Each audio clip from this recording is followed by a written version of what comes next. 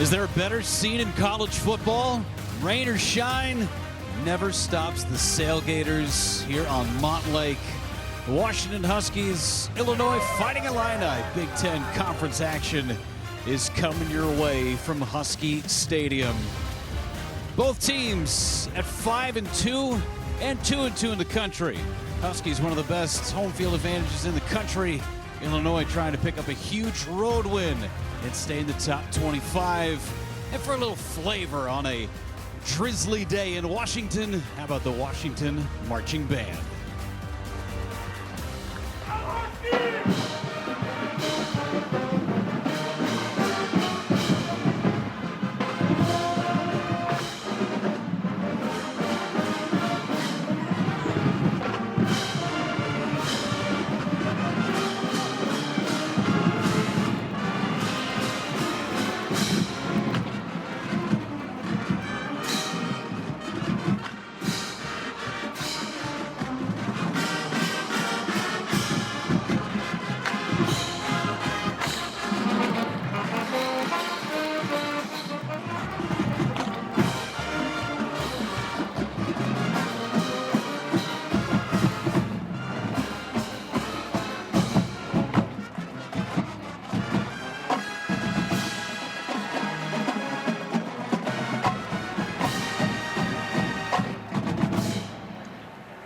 The Husky Band salutes our visitors from the University of Illinois.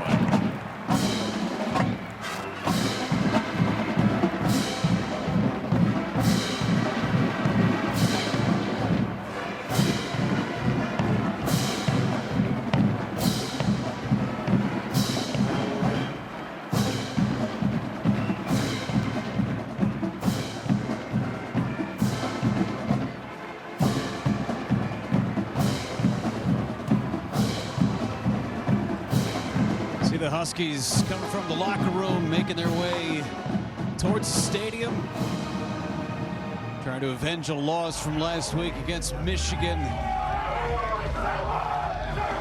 this stadium, everybody better beware of those dogs.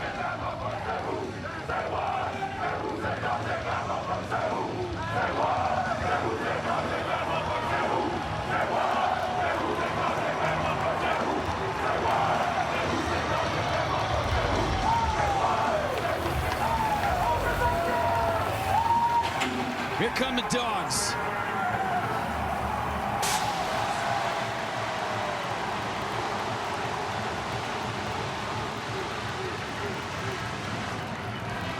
A game today that could springboard the Huskies' season. And Jake, a lot of home games remaining, 3 of their last 5. And a massive game here today against Illinois. A massive game, an important game, and let's do a little experiment for both teams and approach this as if each team wins, starting with the Huskies, who were a playoff dark horse before the season. Okay, they're 5-2 right now. Let's assume they win and go to 6-2. Well, you start to look at their schedule, there's a real chance this young Washington Husky football team would be 9-2, hosting their rival Oregon in what will effectively be a win-and-get-in playoff play-in game. As if you needed any more urgency or reason to be excited, there it is. Well, both of these teams are in a fight for a potential top 4 spot within the conference. That means a potential spot in the CFP. And for Illinois, they're going to finish with 3 of the last 4 games at home. Yeah, and different than the Huskies, Illinois, this is a veteran team. Remember, they went 10 games last year and brought back all their key players in the hopes of making the playoffs. Well, just like the Huskies, this is an important game. Let's assume they win. And you look at the back half of the schedule, there's a real chance they would finish 10-2 with 2 losses against the number 1 and number 2 team in college football right now. That is a playoff level resume for the Illini, but it starts with a big test on the road today. It's a matchup that hasn't happened since 2014 as the Fighting Illini in the road whites invade Husky Stadium.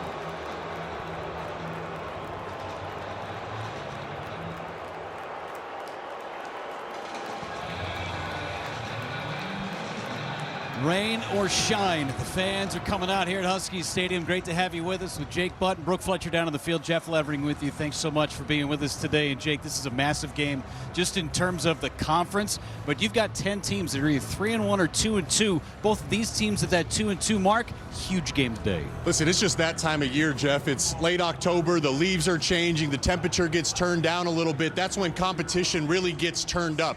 And really, when you've been a part of a great football team, you understand that this is championship football season. Champions are made in late October and into November. This is a great matchup between two great football teams, but only one can win today, and the winner will be in the driver's seat for that fourth playoff spot in the Big Ten. No ties, lots of OTs. That's the hope. We got rain today. Brooke Fletcher, she's got her hood on and a lot of familiarity with these two coaching staffs. Yeah, the rain is right on cue, right? But you mentioned the familiarity. Washington defensive coordinator Ryan Walters, he actually held that same position at Illinois back in 2021 and 2022. In fact, some of the guys that you're going to see on the field today, he coached, but he said that was the most important stop of his coaching career. It shaped who he wants to be as a coach, but today it's all business. He said it's going to be almost like a chess match. Illinois offensive coordinator Barry Lunney Jr. told me, listen, we understand Ryan's tendencies, but he also understands ours. Today's we can't overthink things. It's going to come down to just playing our brand of football, and that's just to be physical. And on the other side, Illinois defensive coordinator Aaron Henry, he told me that he owes everything in his career to Coach Walters. He described him almost like family. They actually talk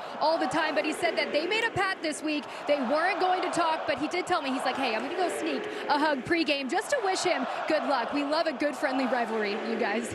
Appreciate it. Stay dry down there, Brooke. It had been pretty dry for the most part, but right on cue, as Brooke said. Here comes the rain in the Pacific Northwest.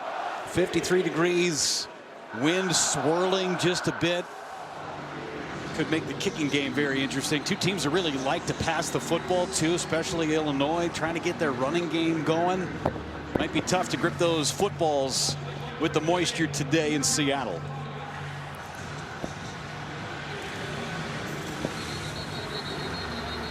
Illinois won the toss, deferred. Washington will receive the opening kickoff.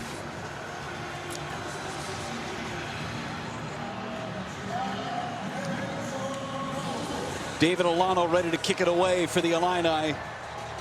Coming off a bye week. Opportunity for them to get healthy. Jonah Coleman back to receive for Washington.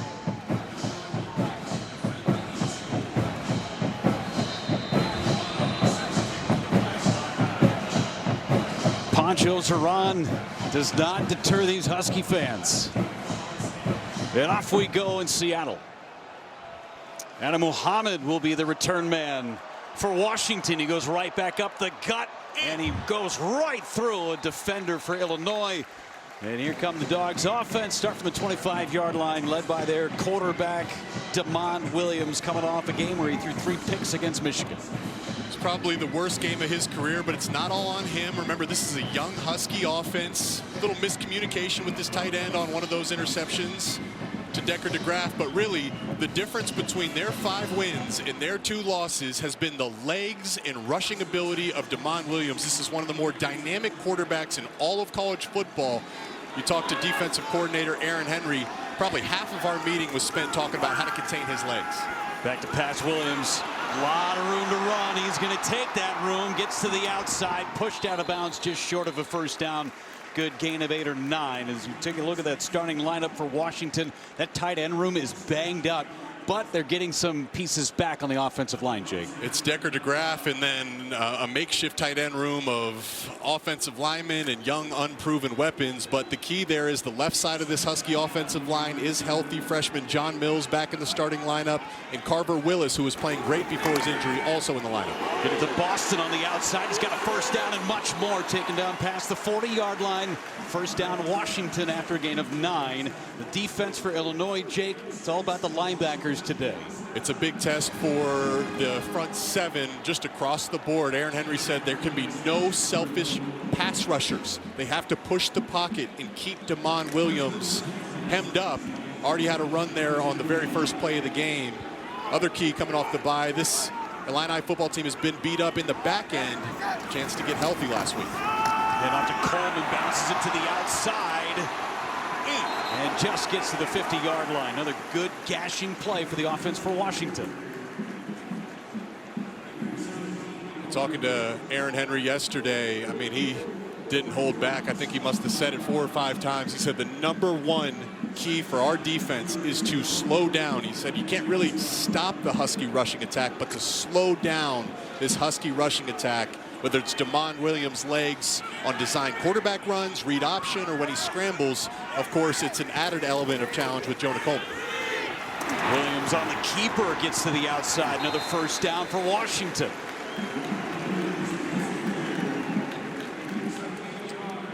What Michigan did and what Ohio State did, they gave Illinois the blueprint. It was less about bringing exotic pressures and more about just rushing 3 or 4 and trying to push and collapse the pocket. Both teams would often have a spy on Damon.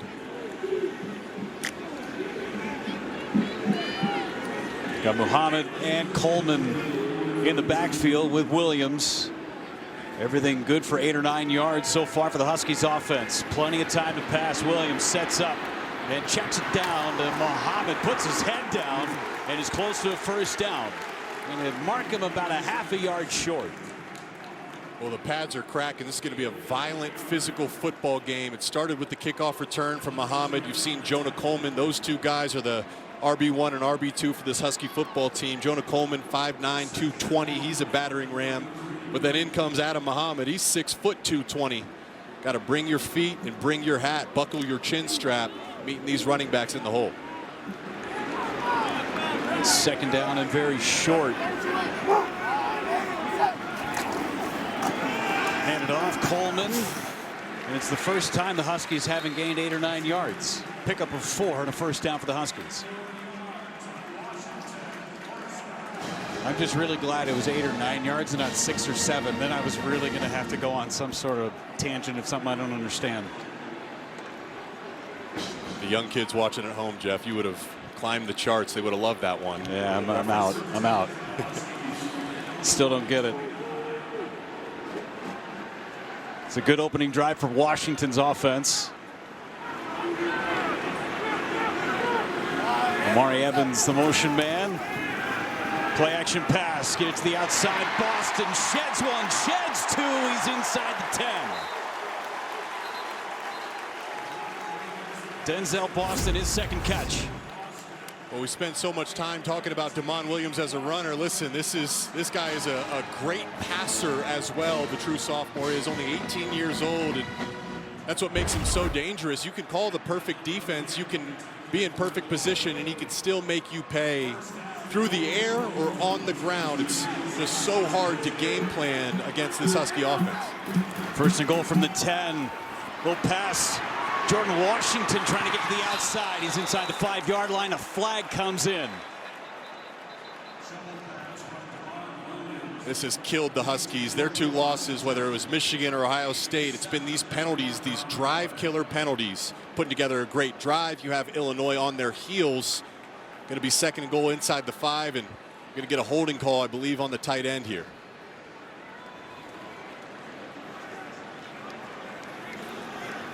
Holding. 86 of the offense. 10-yard penalty. First down. It's Decker DeGraff.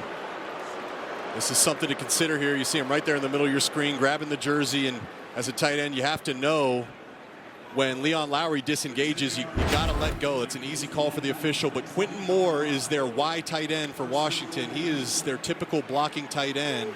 Decker DeGraff, as we said earlier, because of the injuries to the tight end room, he now has to take on that blocking role. Williams play action again to Coleman. DeGraff in front of him. Coleman gets to the 12 or 13-yard line. Gain of 7, second and goal. Something Illinois is going to have to be prepared for. Jed Fish loves to go to the screen game down here. Effectively served as a screen to Jonah Coleman with Decker DeGraff out blocking in front of him. They love the little quick halfback punch screens down here as well. Tipped and incomplete. Ball's in the air forever. It was looking for Boston.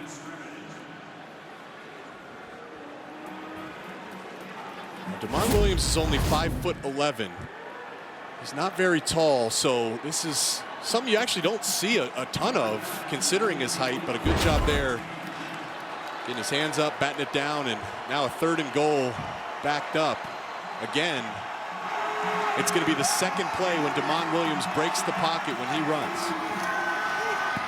Williams looking end zone. Running out of time, flush to his left, still looking, pass caught, and into the end zone, touchdown Huskies. Desmond Roebuck finds the end zone.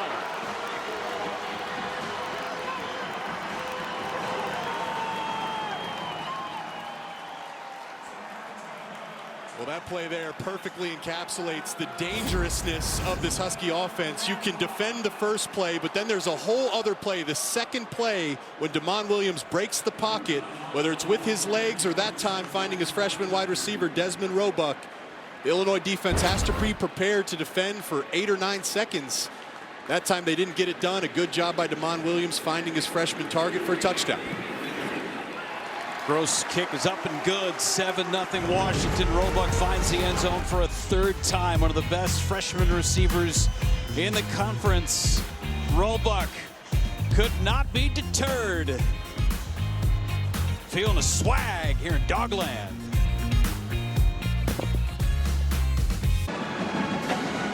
7-0 Washington. Brooke had her hood on earlier with the rain. Hope she's got sunglasses available. How about her keys to the game, Jake? They're brought to you by Modelo. Well, for Illinois, it is exactly that. It's containing the Husky run game with DeMond Williams' design quarterback runs and scrambles. We saw it on that drive. And then for Washington, it's avoiding mental errors. That's what killed them against Ohio State and Michigan. The drive killer penalties. Last week, there was a miscommunication between DeMond and his tight end. They have to tackle in space, play a clean mental game for the Huskies is the key. Valentine with a good return out across the 30-yard line. And Illinois will take over. A late flag comes in, though, as Luke Altmaier takes over 6th best completion percentage in all of college football.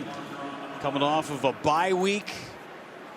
And a loss to Ohio State his last time out. Check on the flag. After the play, personal foul, unnecessary roughness, number 18 of the kicking team. This 15-yard penalty will be added to the end of the play. 1st and 10, Illinois. There's another big penalty. The offense was able to overcome it and punch it in for a touchdown, but Ryland Dillard Allen. The upper right. Hands to the face. Yeah, I mean, that could be an ejection for a punch. So really good field position for Luke Altmaier and the Illini offense. Valentine is in the backfield. This place getting loud.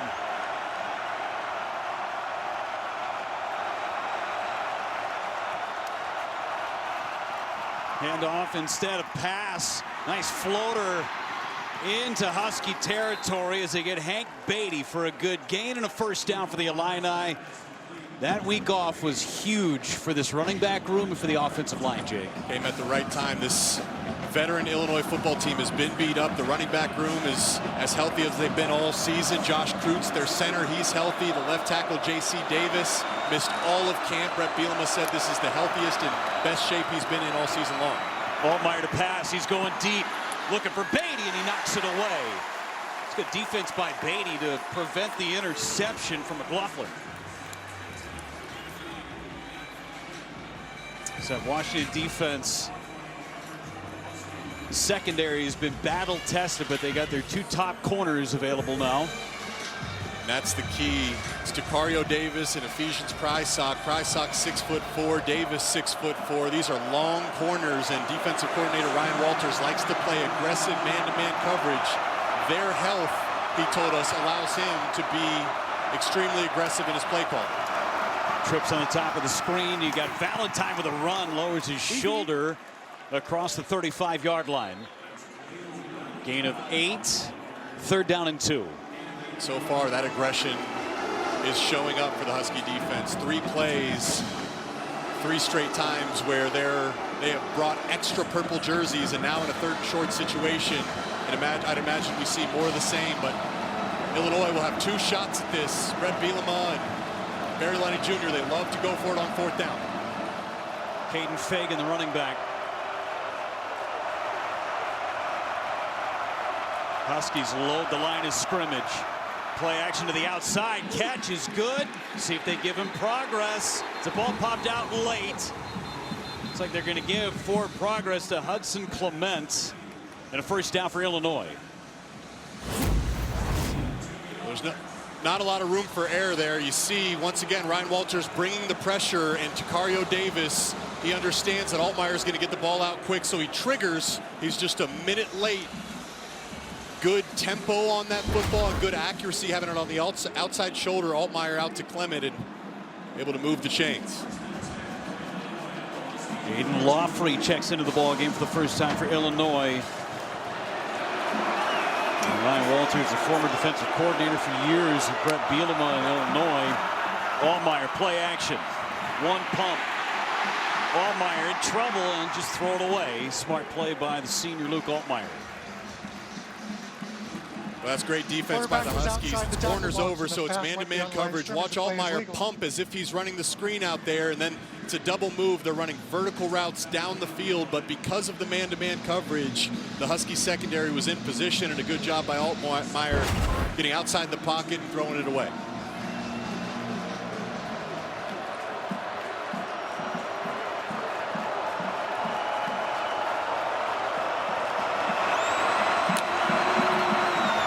Pass again. Altmaier checks it down, and it's a first down for Illinois.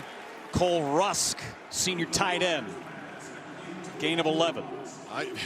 Right now, Ryan Walters might be at a 100% blitz rate. He is sending pressure every single down, testing this Illinois offensive line. Remember, that was a weak point early in the season, but after that Indiana game, when they got punched in the mouth, something changed. They're getting healthier, they're getting in better shape, and Altmaier's helping them by getting the ball out quickly as he did there. Handed off. Loffrey, pickup of a few. This offensive line, Jake, 23 sacks allowed, the 5th most in the FBS. But as you said, they've gotten better over the last few weeks, and a bye week to get them healthy. Yep, Josh Kreutz, their center, he's healthy. J.C. Davis, their left tackle, missed all of camp. Bielema told us those first 3 games, Western Michigan, Duke, and Western Illinois, that served as his camp. He's in shape. But not all sacks are on the offensive line. It's on the running backs as well. That's going to be a big thing to watch today because, as I've said, Ryan Walters is bringing pressure. Altmaier keeps. Altmaier spins, and he's down short of a first down. 3rd down coming up for the Illini. It's Barry Lenny Jr. against Ryan Walters. These guys are very familiar with one another, as Brooke Fletcher said in the open. A little bit of a chess match today, and it's going to be fun to watch.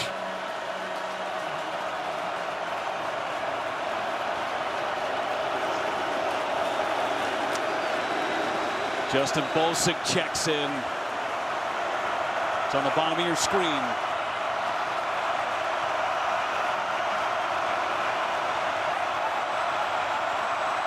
Play clock at 5. Going Bolsick's way with the fade route. No flag, incomplete. 4th down coming up. Price-Sock on the coverage. Justin Bowick is in the game. He's 6'4", 210. They love to throw these fades. Went to it a few times against Ohio State. Here's the issue. He's one-on-one with Ephesians Price-Sock. Price-Sock is also 6'4", and you see those long, long arms. That's not a matchup I would go to down in the red zone today. I know you like the size of Bowick at 6'4", but these Husky DBs, they are long, both 6'4", in Price-Sock and Davis. The back shoulder fade is, in my opinion, not the best play call down in the red zone. 33. And he tucks it inside that right uprights. 12 straight makes for David Alano. Both teams opening scores on their opening drives. I want to talk about dynamic duo. How about Damon Williams, Denzel Boston? 34 receptions, 515 yards, 6 touchdowns for Boston, just picking up right where he left off from a year ago. Yeah, these guys Jeff. I mean, this is, and I'd even throw in Jonah Coleman. It's Damon Williams, Jonah Coleman, and Denzel Boston as a three-headed monster. This is one of the best offenses in all of college football. And at their best, they can test you in so many different ways.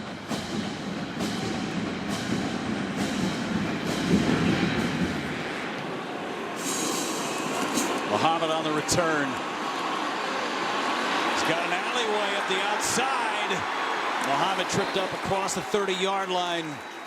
Washington's got the football again. Jake, you love the creativity from Damon Williams. Yeah, and really, this is what I mean when there's 2 plays per 1 snap. So let's watch it. Here's the first play. Damon Williams gets the snap. He's looking downfield. There's nobody open, but this is the second play. As he starts to scramble, now you have to get into plaster technique, which is what Aaron Henry said is those zone defenders, they have to plaster, find a man, and it turns into man-to-man coverage. So every time Washington snaps in a drop back passing situation, there's the initial play that's called, and then the second play comes when Damon Williams leaves the pocket. Changing the play, Damon Williams hands it off, flag comes in. They have a formational issue here for Washington.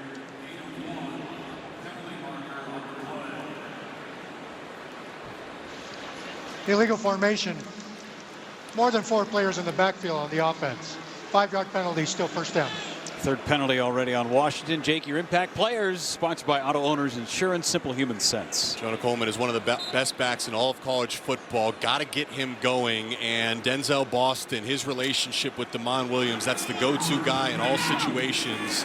Juice Clark there is going to travel with Boston in man-to-man coverage situations. Into the flat. Roebuck brought down by a gang of Illini. Second catch for Roebuck. Well, Roebuck and Raiden Vines-Bright, this is an extremely young Husky offense. Damon Williams is a sophomore, throwing the tight end Decker DeGraff. He's a sophomore, and it's an exponential learning curve. You make your biggest progress early in the season. I feel like what I've seen with these young Husky receivers led by Desmond Roebuck, they're getting better and better every week. More comfortable at home as well. To the outside, Muhammad with a catch. Muhammad slips through, and it's a first down for Washington. And as you know, Jake, you've played for Jed Fish. That is not an easy playbook to learn. No, it's an NFL playbook. There's motions, there's shifts, and this is what I love about Damon Williams. If Illinois is not going to pressure you, and that's going to be the game plan, they want to contain, keep you in the pocket on these early downs, first and second down. Don't wait for something to uncover down the field. Hit your check downs, whether it's to Coleman or that time Muhammad, because those are 2 battering rams. They're like boxers, Jeff. It's body shots all throughout the game before they try to hit the home run. Coleman's already got a catch. Set that screen, and it's incomplete. In the field conditions, talked about the rain. There's some slippage there from Olano. Certainly something that we need to keep our eyes on with the cleats. Slip right there from Tanner Heckel. Yeah, Brett Bielema said that they haven't had a lot of rain throughout their season and throughout their fall camp, so he brought out the fire truck to try to wet the footballs and wet the field, simulate some of these conditions. And now with the injured tight ends, Jeff, number 80 is in the game. That's Zachary Henning, the backup center. He's serving as their Y tight end today. Going across the middle, that's Boston. First down to Huskies inside the 25-yard line. Boy, Williams had all day to throw. That's the danger here. His legs make you so fearful of his rushing ability, but this is what he does so well. He has an ability to rip it from the pocket and pick you apart, and that's the guy he looks to in all big situations. Denzel Boston, one of the best receivers in the Big Ten. They've been connecting early and often. Williams already over 100 pass yards. He's rushed for 17. The total package.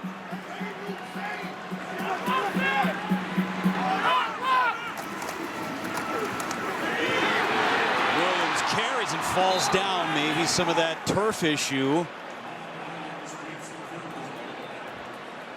Gain of 4 on the play. Not many times you see a backup center get an opportunity to play tight end. That's what Zach Henning is called to do this week. He's got to be so excited too. It's one of those things where the entire offensive line is excited for you. You get to put on a receiver number, you get out there on the edge, and clearly the emphasis is going to be blocking for him, as we saw on those last two plays. Handed off Coleman up the middle. And pushes forward for a few, brings up third down for Washington.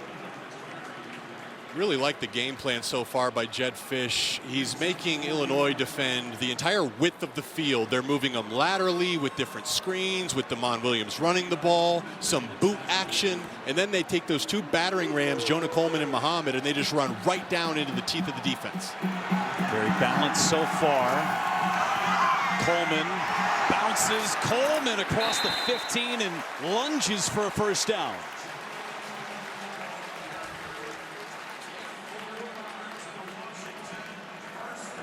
Been tough sledding for Jonah Coleman, at least by his standards. Some of these Big Ten matchups, they've done a good job of at least slowing him down on the ground, but I get the sense it's a matter of time before a breakout game is coming. I truly believe he's one of the best backs in all of college football, and when you have a guy of that talent, you just continue to feed him and good things will happen. See the motion there. He's seeing zone coverage now, alerting to a different play. Williams going to the corner, open! Get a foot down. Yes, touchdown. Huskies, it's Roebuck again.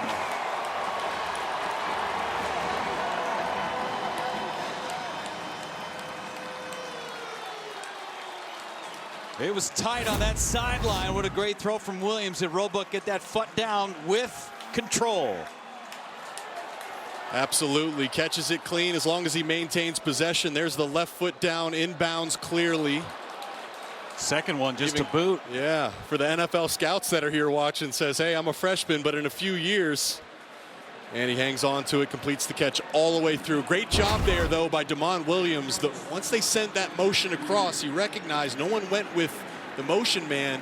Said, okay, that's zone coverage. He alerted to that specific play call and dropped in a dime to Roebuck for the touchdown. Two scores for the Huskies, both 13-yard touchdown receptions for Desmond Roebuck. Williams got it rolling early for the Huskies.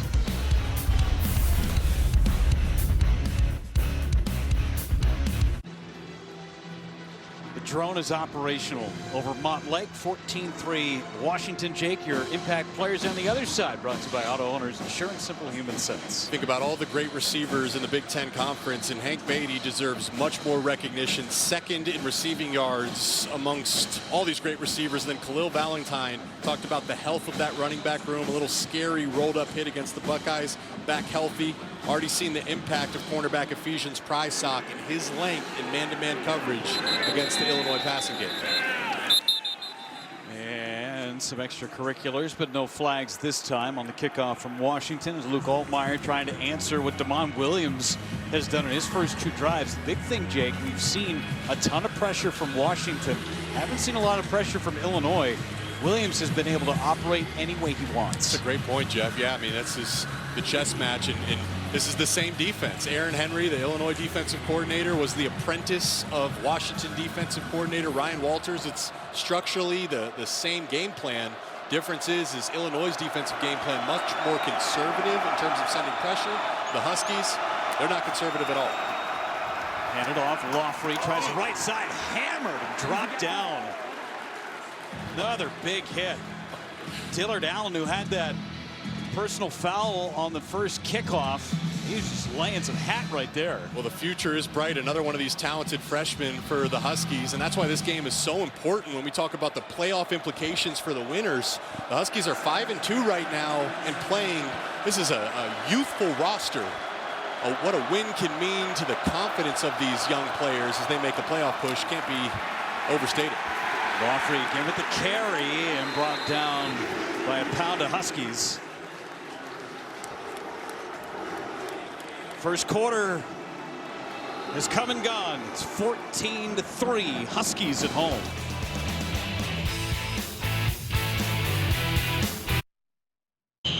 Welcome back to Husky Stadium. Washington up here to start the second quarter. Coach, what do you make of the command Damon Williams has had over this offense to start? Yeah, I think he's done a really nice job of 2 drives, 2 touchdowns, hasn't made a lot of mistakes. He's doing a great job right now. Carver Willis and John Mills back up front. What sort of impact have you seen them make so far? Well, I think we've seen it. Those are 2 really good players that we've been missing for the last 4 weeks, so it's good to have them back. Thanks, Coach. Thank you. Big third down coming up for Illinois. They've got to stay on the field right now, Jake. 3rd and 6 for Altmaier and the Illini. Hank Beatty is the guy to keep an eye on. He's in the slot there, right at the hash. Matched up against Rashawn Clark, the nickel. Low snap, Altmaier flushed. Altmaier looking for help. There's Beatty with the catch and a first down for Illinois. That was a great pickup. They sent nickel pressure. Rashawn Clark came flying in, which meant Beatty was matched up on the safety, McKellis Steen. Did a great job there winning once Altmaier left the pocket. Wide receiver screen to the outside, ran into his blocker, Colin Dixon on the catch. Minimal gain on first down.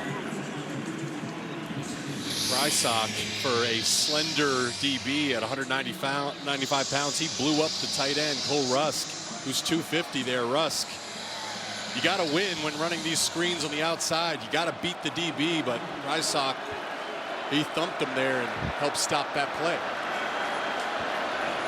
Running with some tempo here. 2nd down and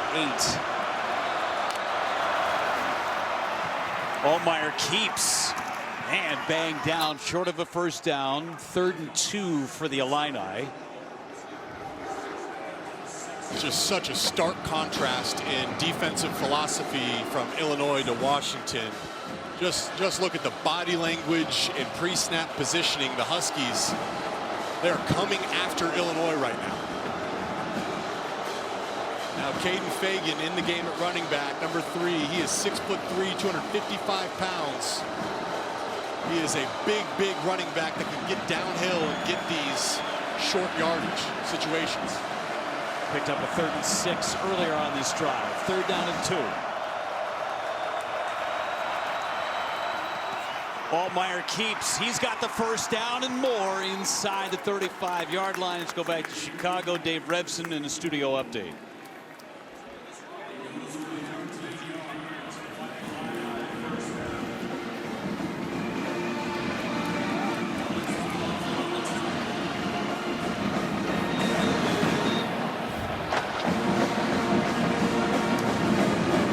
Defense is humming. 14-3 here, Washington. Game between 2 teams with massive implications moving forward. A team that a lot of folks thought would be here in Illinois with this veteran roster coming back, and a team that could skyrocket with a win today in Washington. Handed off and tripped up around the 30 is Khalil Valentine. Here's the AP top 10 coming into this weekend. Indiana throttled UCLA, but look at Alabama right there, leading South Carolina 7-3. Games within the game, which could impact the winner of this one today, Jay. There's just a ton of parity across all of college football, and for the Big Ten, it's who's going to be that 4th team behind Indiana, Ohio State, and Oregon. Remember, for Illinois, they're 5-2. Their 2 losses came against the AP #1 Buckeyes and the AP #2 Indiana Hoosiers. Altmaier slings it across, and Beatty slips a tackle. He's inside the 25-yard line. And another 3rd down and short after pickup of 5 for Beatty. This is the benefit of having a veteran quarterback in Luke Altmaier and his relationship with the play caller Barry Lunny Jr. With all the pressure and aggression being sent from the Husky defense right now, Altmaier extremely poised, and Barry Lunny Jr. doing a good job of scheming him easy completions where he can get the ball out quick. Seeing him utilize his legs a bit more on this drive too. 3rd and 2 coming up for the Illini.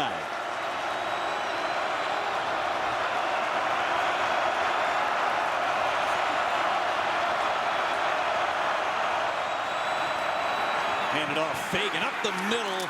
1st down, Illini inside the 20. Well, right now, first 250 fans will get $20 off a Big Ten Plus annual pass. Stream nearly 2,700 more events across the Big Ten this season.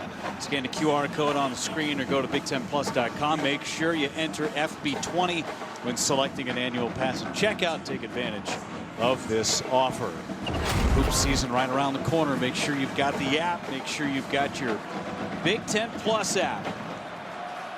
First and 10 inside the 20-yard line. Fagan near the 15. And some hand fighting at the end of the play. Denzel Boston in the backfield with an offensive lineman. Looked like Kurtz down there. Well, in these close competitive games here late in the season, you can often look back at them and point to a few key statistics. Red zone scoring is often one of those key statistics. It's been a storyline conference-wide this season. Washington, obviously, with 2 touchdowns, and Illinois had to kick a field goal last drive. Altmaier in trouble, slips, gets rid of it. Fagan out of the backfield inside the 10-yard line. Inches short of a potential first down. The 3rd down coming up. It's just such a nice job by Luke Altmaier, the senior, the veteran. Look at him navigate the rush, but more importantly, keeps his eyes downfield, able to hit his running back for a check down and get back into another 3rd and short situation. Wouldn't be surprised to see him get into a heavy play action and take a shot at the end zone here in anticipation of going for it on 4th down if they don't get it. It's Tai Uiagalelei that forced Altmaier to step up. 3rd and 1. Handed off. Lawfrey slips a tackle and leans forward for a first down for the Illini. Had a chance to get out of there. Steen was in the backfield, missed. Slippery run by Lawfrey.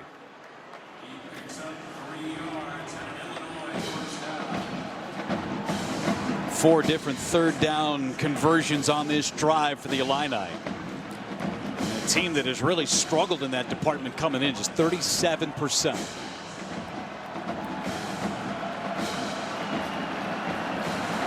Fagan back in the game at running back. Remember his size, 6'3", 255. Altmaier to throw, end zone incomplete, flag comes in. Tacario Davis on the coverage. They were looking for Dixon. He just got there a little early. Colin Dixon breaking back out to the flag, and Davis, it's a physical rep there. Pass interference. Number 8 of the defense. Penalty occurred in the end zone. First down at the 2-yard line. That left hand on the jersey and pulling Dixon away. So 1st and goal from the 2. Already the penalty discrepancy is drastic.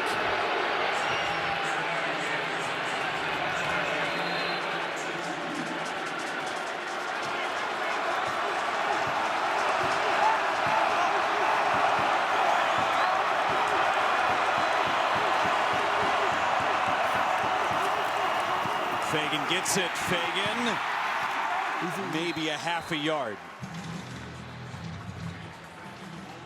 Prysock coming in from his cornerback position.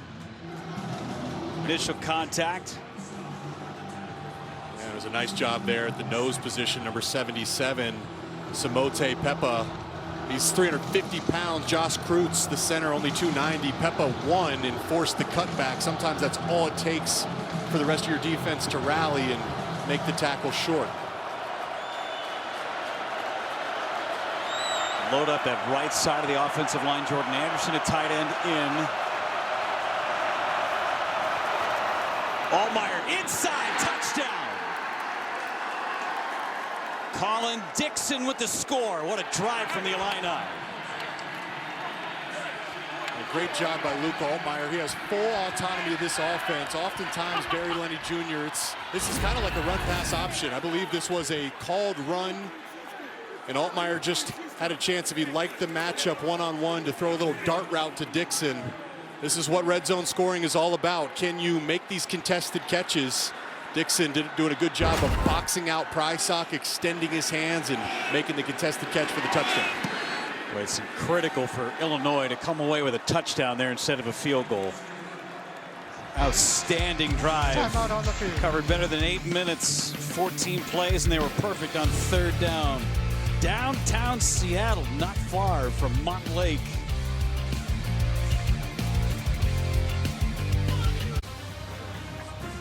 Football on the Big Ten Network is brought to you by Auto Owners Insurance and by Copilot on Windows. Meet the computer you can talk to. Drizzly for much of the day. Calm down for the moment. Great atmosphere at Husky Stadium. Massive game for both teams. Washington up 14-10. They've had touchdowns on their first 2 drives today. Fans off their boats and into the stadium. Returnable for Muhammad from the goal line. Muhammad up the middle and upended just short of the 25-yard line. Take a quick timeout. Be back to Seattle shortly.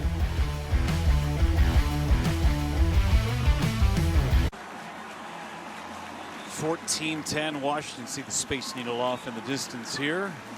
Husky Stadium. Drive summary brought to you by American Family Insurance. 2 drives. Lots of yards, both touchdown drives. Williams has been a one-man wrecking crew today so far for Washington. And they are really in complete control of the game when they have the football right now. They got Illinois' defense on their heels. Jed Fish's play calling has been lights out to start the game. At some point, Aaron Henry, defensive coordinator for Illinois, I think he's going to have to take a risk and bring some type of pressure, do something to make DeMond uncomfortable. Muhammad, the tailback. Muhammad gets it on first down. Big play, a spin for a gain of 8. Back to Chicago studio update, Dave Revson.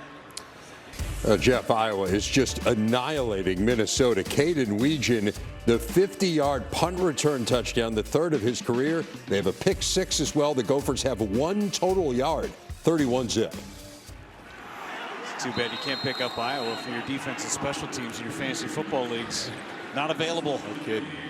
3rd down coming up for Washington. Angelo McCullum with the stop for Illinois. So 3rd down and 3. Haven't been a lot of 3rd down opportunities for Washington. They're 2 for 2. Once again, this is the exact position where DeMond Williams' legs are a major threat. Multiple tight ends in the game, including Baron Naoni. Get to the outside. DeGraff with a drop. They had the first down, but Illinois, because of the drop, holds. That was another great play call by Jed Fish. It starts with the motion, so immediately DeMond recognizes this is man-to-man coverage, and they're basically running a little pick play. Decker DeGraff running out into the flat, trying to get Matthew Bailey to run around the bunch set out there, and they get exactly what they want. DeMond Williams just a little behind him, puts it on the back hip, but a catch that Decker DeGraff has to make in a game that's so important for playoff implications. First punt of the day, fair catch called for by Beatty outside the 20. Illinois with a big drive on the other side of this break. We're going to go sling some fish. Halloween's coming up. Get your squids ready.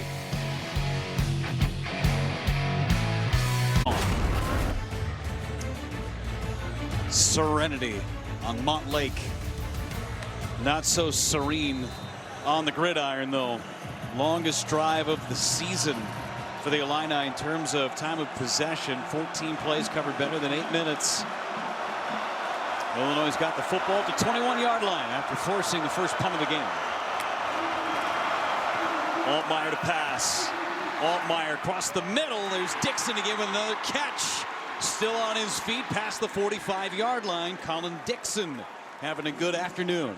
Such a beautiful pass and a great job by Luke Altmaier. Watch Dixon on this in-breaking route, and Altmaier just waits and waits and waits until the linebackers widen in their zones. Throws it right down the hash. Dixon catches it, and because of the accuracy, gets a chance to catch it and run with it. Valentine on the carry following blockers. Valentine is tripped up after a gain of a half a yard downstairs. Brooke Fletcher.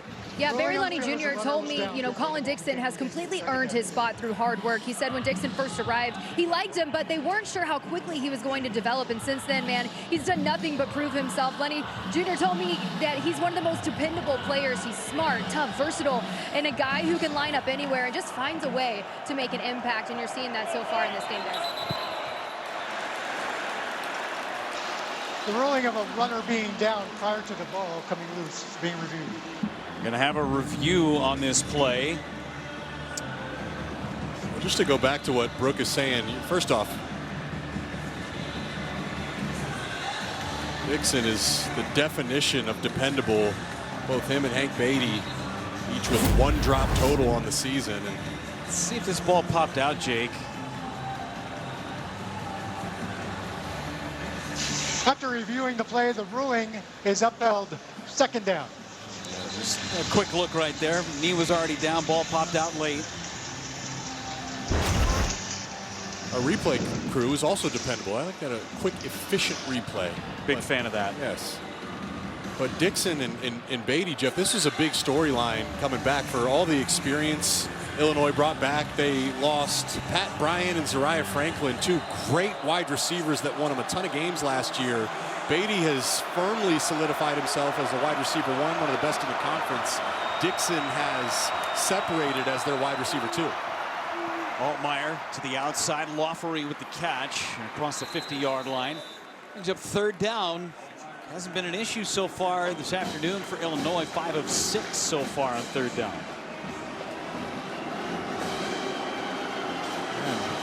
It's been a storyline this season. Their yards per play on third down, lowest in the FBS, only getting just about 3 yards per play. But you see today they're getting about 7. And the key, they've been good on third down, is what you're seeing right here. They've won the early down, so they've been in third and short, third and manageable situations.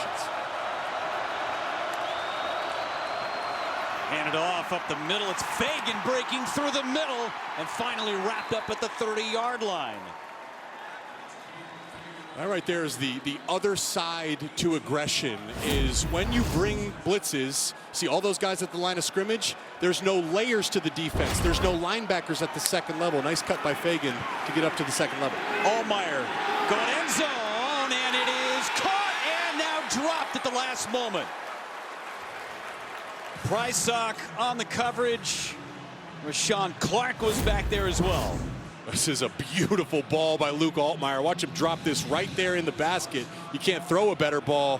Clement has it for a second, but a great job by Rashawn Clark, the nickel, getting the start today over Leroy Bryant, fighting and prying that ball loose late. Altmaier completed 7 straight. 2nd and 10.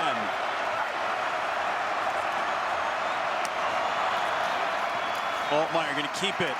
Right side, Altmaier near the 20-yard line. 3rd and manageable again. Altmaier using his legs today. Got 30 yards on the ground.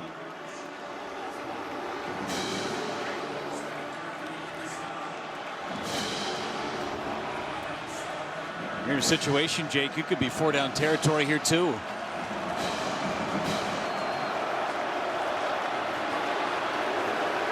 Showed you the third down graphic there a moment ago. It's one of the better teams in all of college football on 4th down. The Illinois offense is.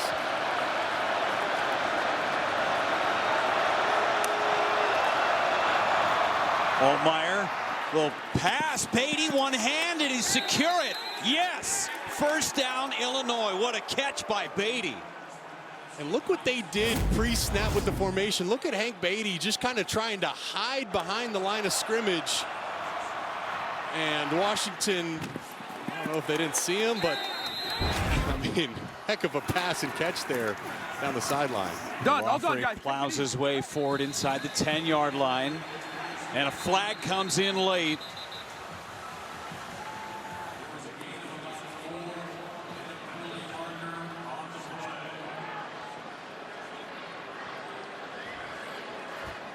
But going back to that 3rd down conversion, Barry Lunny Jr., I just love watching his offense. There's so much creativity. After the play, personal foul, unnecessary roughness, number 64 of the offense. 15-yard penalty. The down counts. Second down. Josh Kreutz, the senior center. It's the second time he's had some after the play extracurriculars. He is fighting with McLaughlin and just pushes him over the pile late. There's been a lot of pushing late, but I don't know. It's a physical game, and that is a big call by the officials, pushing Illinois all the way back on what was looking like another successful drive. And a down counts too. That was the first penalty on the Illini today.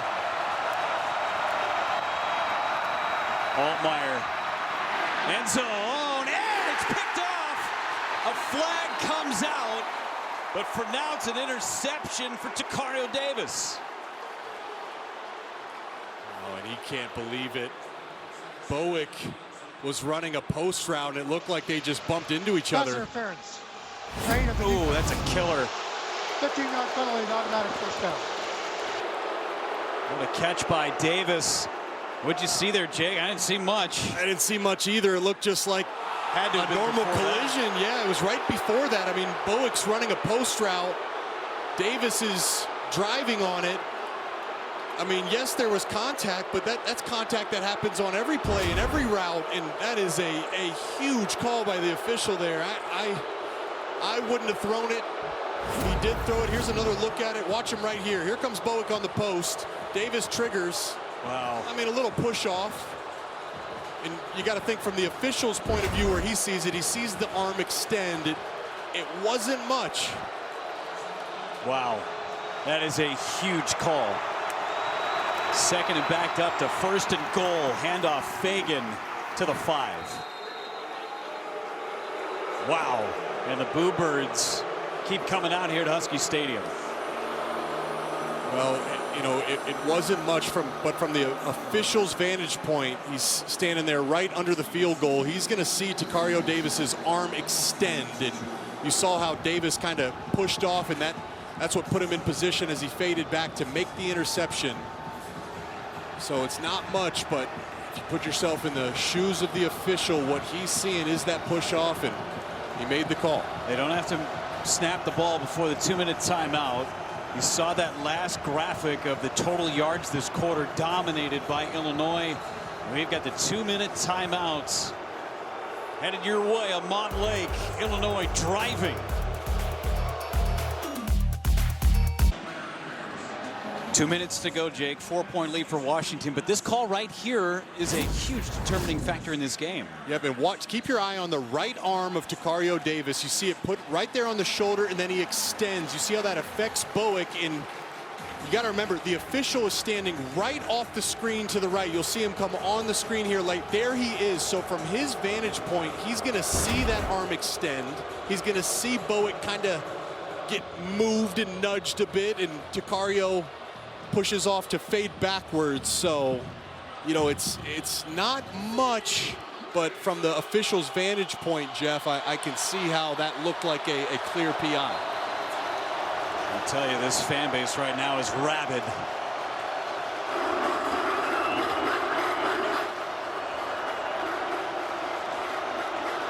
Second and goal for the Illini. Fagan in at running back. Altmaier, pass, caught! Touchdown. Tanner Arkin with the score, and the Illini have the lead. Well, Barry Lunny Jr., it's the creativity we saw with the formation earlier in the drive, hiding Hank Beatty. This time they break the huddle, get up to the line of scrimmage quick, and snap it on the quick count. You mentioned Fagan being in the game, the big running back. They sell the downhill action, and Tanner Arkin, who's usually their blocking tight end at 265 pounds, gets loose in the end zone. Good location throw by Altmaier behind Alex McLaughlin, the safety. And a good catch by Arkin there in the back line. Second touchdown of the year for Arkin. 14 unanswered points for the Illini to take their first lead of the game.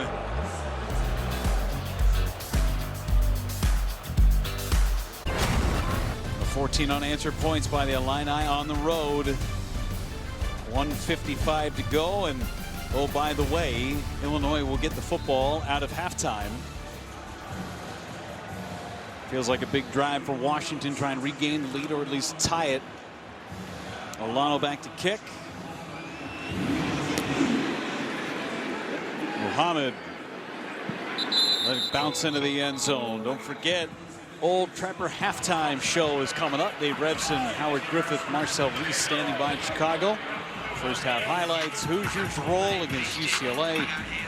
Nebraska picks up win number 6, holding off Northwestern. Slew of Big Ten night games tonight. It's all coming up. All right, Jed Fish 155 and all 3 timeouts. Set up shop from the 25-yard line. And everything had been working for the Huskies so far to start the game before that Decker DeGraff drop on the last drive. So right now it's on Illinois' defense to try to adjust and get a stop themselves. Williams to the outside. Catch made by Vines Bright, his first catch.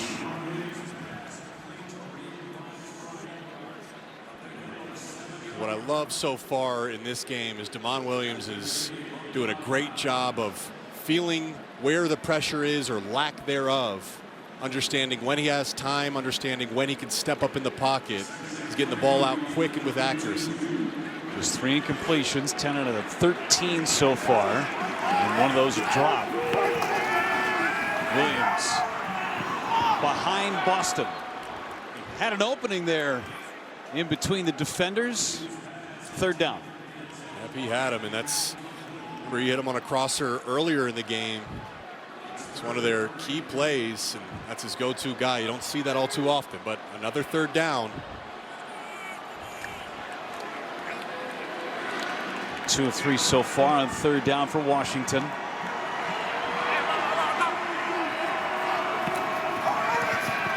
Set up the slant route to Boston and a 1st down for Washington.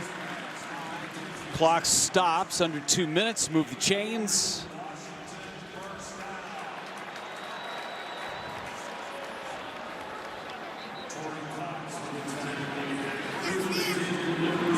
Coming up on 90 seconds to go. Williams again. He's going to try and run it. Williams behind Coleman, his lead blocker.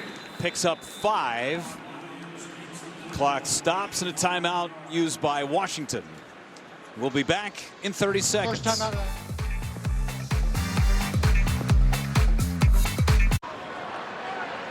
Jed Fish and the Huskies with 1:31 to go in this first half. 2nd down and 5 coming up. Jonah Coleman, quiet first half for Washington. Again, Boston right in the middle of that defense. Big gain on 2nd and 5 to the 41-yard line. Pickup of 18. Jed Fish is doing a great job with formation and motions, attacking the zone defense that Illinois is presenting. Williams all day to throw. Williams steps up, checks it down to Coleman. Coleman gets out of bounds. He has barely been touched today, Damon Williams.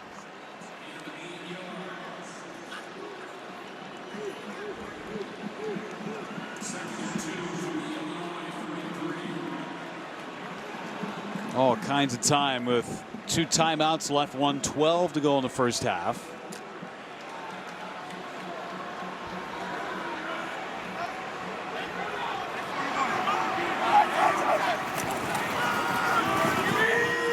Williams runs, Williams spins and gets inside the 25-yard line.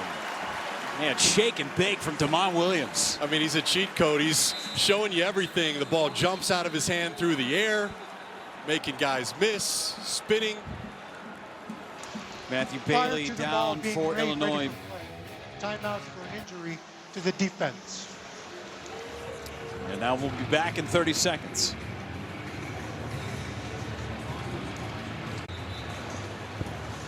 Sign of a tough linebacker right there.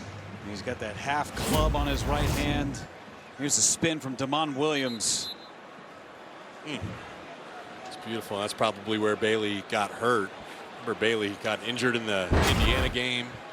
This secondary has been beat up throughout the year. Xavier Scott, their best defensive back, out for the season. Williams to pass. Oh my goodness! goodness gracious, right in his hands of James Kreutz, and he dropped it. Oh my goodness, that is a huge play. Williams just didn't see him. He's been reading this zone coverage all day. You see Kreutz at the linebacker position, reading the eyes of Damon Williams, and that was a gift-wrapped present. Hit him right in the numbers. And that's why he plays linebacker and not tight end. Just can't catch it. But Damon Williams, very lucky there that that was not intercepted. It could have been a house call for Kreutz. Instead, second down and 10. Williams again on the slant of Boston, his 6th catch of the day, down to the 16-yard line. Another timeout on the field. 30 more seconds. Go get yourself a refreshment. Rehydrated back at Husky Stadium. Wind is picked up a bit. See that American flag above the end zone. Great shot from our drone. Both quarterbacks have been on display today. Jake, Damon Williams, Luke Altmaier. 9 incompletions between the two of them. 3rd and 2 coming up for Washington.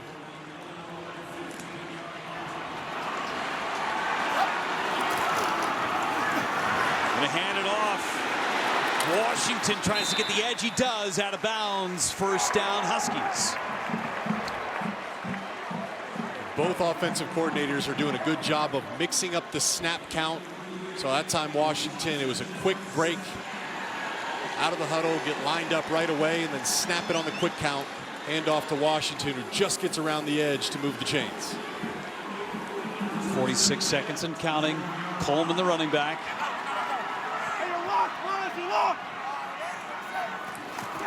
Set up. Boston. He's going to throw it. He's got a wide open man. Touchdown. Jonah Coleman scores. Boston threw it.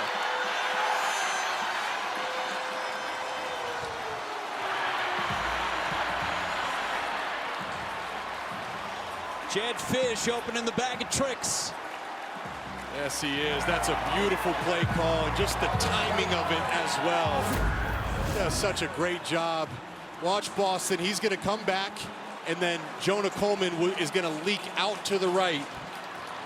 There it is, the backward pass. Damon to Denzel Boston, and Illinois just completely drops Jonah Coleman. What a great play call by Jed Fish. He is in his bag. 30 seconds. We'll be back. Does Illinois have a response? 3 timeouts, 40 seconds to go. Quick Clips brought to you by Sport Clips. First ever pass attempt from Denzel Boston. And this is what the best play callers do. They understand the psyche and mind of the defense. Denzel Boston is the best receiver, the wide receiver 1 for the Husky offense. Throw it to him as a screen. The defense comes up on him, and a throw back to Jonah Coleman for the touchdown. Valentine wrapped up near the 30, pushing forward, still across the 30-yard line, still moving those legs to the 34-yard line. Reaction from the touchdown. Coleman, there you go, bud. You threw it, you get it. It's just a beautiful, beautiful scheme. Both these offensive coordinators are doing a great job of scheming up to get their playmakers open, and we're seeing a great duel between 2 quarterbacks today. And now Altmaier, 28 seconds to go in this first half. Try to get into field goal range. David Alano's range potentially 65 depending on the weather conditions. Altmaier, and he threw it away. He was looking in the direction of Bullock. I was going to say, on that kickoff return, Jeff, it's a good job fighting for the extra yards, except it's more about time than yardage now. So that actually benefited the Huskies. And Illinois is going to get the football coming out of the break.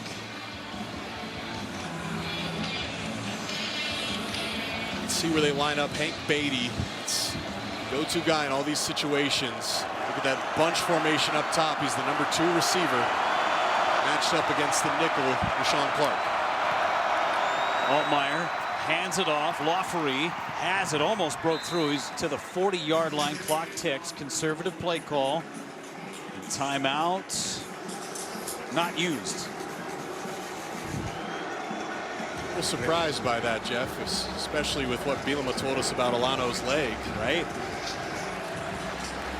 Maybe it was all about that return.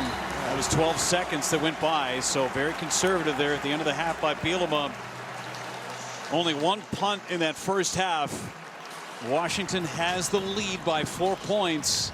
Williams with a couple of touchdown passes, and Denzel Boston with a touchdown pass as well downstairs to Brooke. Coach, a lot of action there in the third quarter. I want to first start off with that Tacario Davis call. What did you see on that play there? I mean, it is what it is. I'm not going to talk about that calls. I thought we had a great job on a double pass for a touchdown. I think we had a great job making sure that we took the lead going into half. We knew how talented Denzel Boston was, but he just made himself known there on that last play. What did you like about the offense, how they responded there to continue in the second? Yeah, well, we needed to get in the end zone, and we needed to make sure that we've only had 4 possessions, 3 of which have been touchdowns. So we got to go have a good second half. Thanks, Coach. Thanks. Well, poor-ish weather here in the Pacific Northwest, but no turnovers. Dogs leading the Illini 21-17 in a huge game for both of these programs.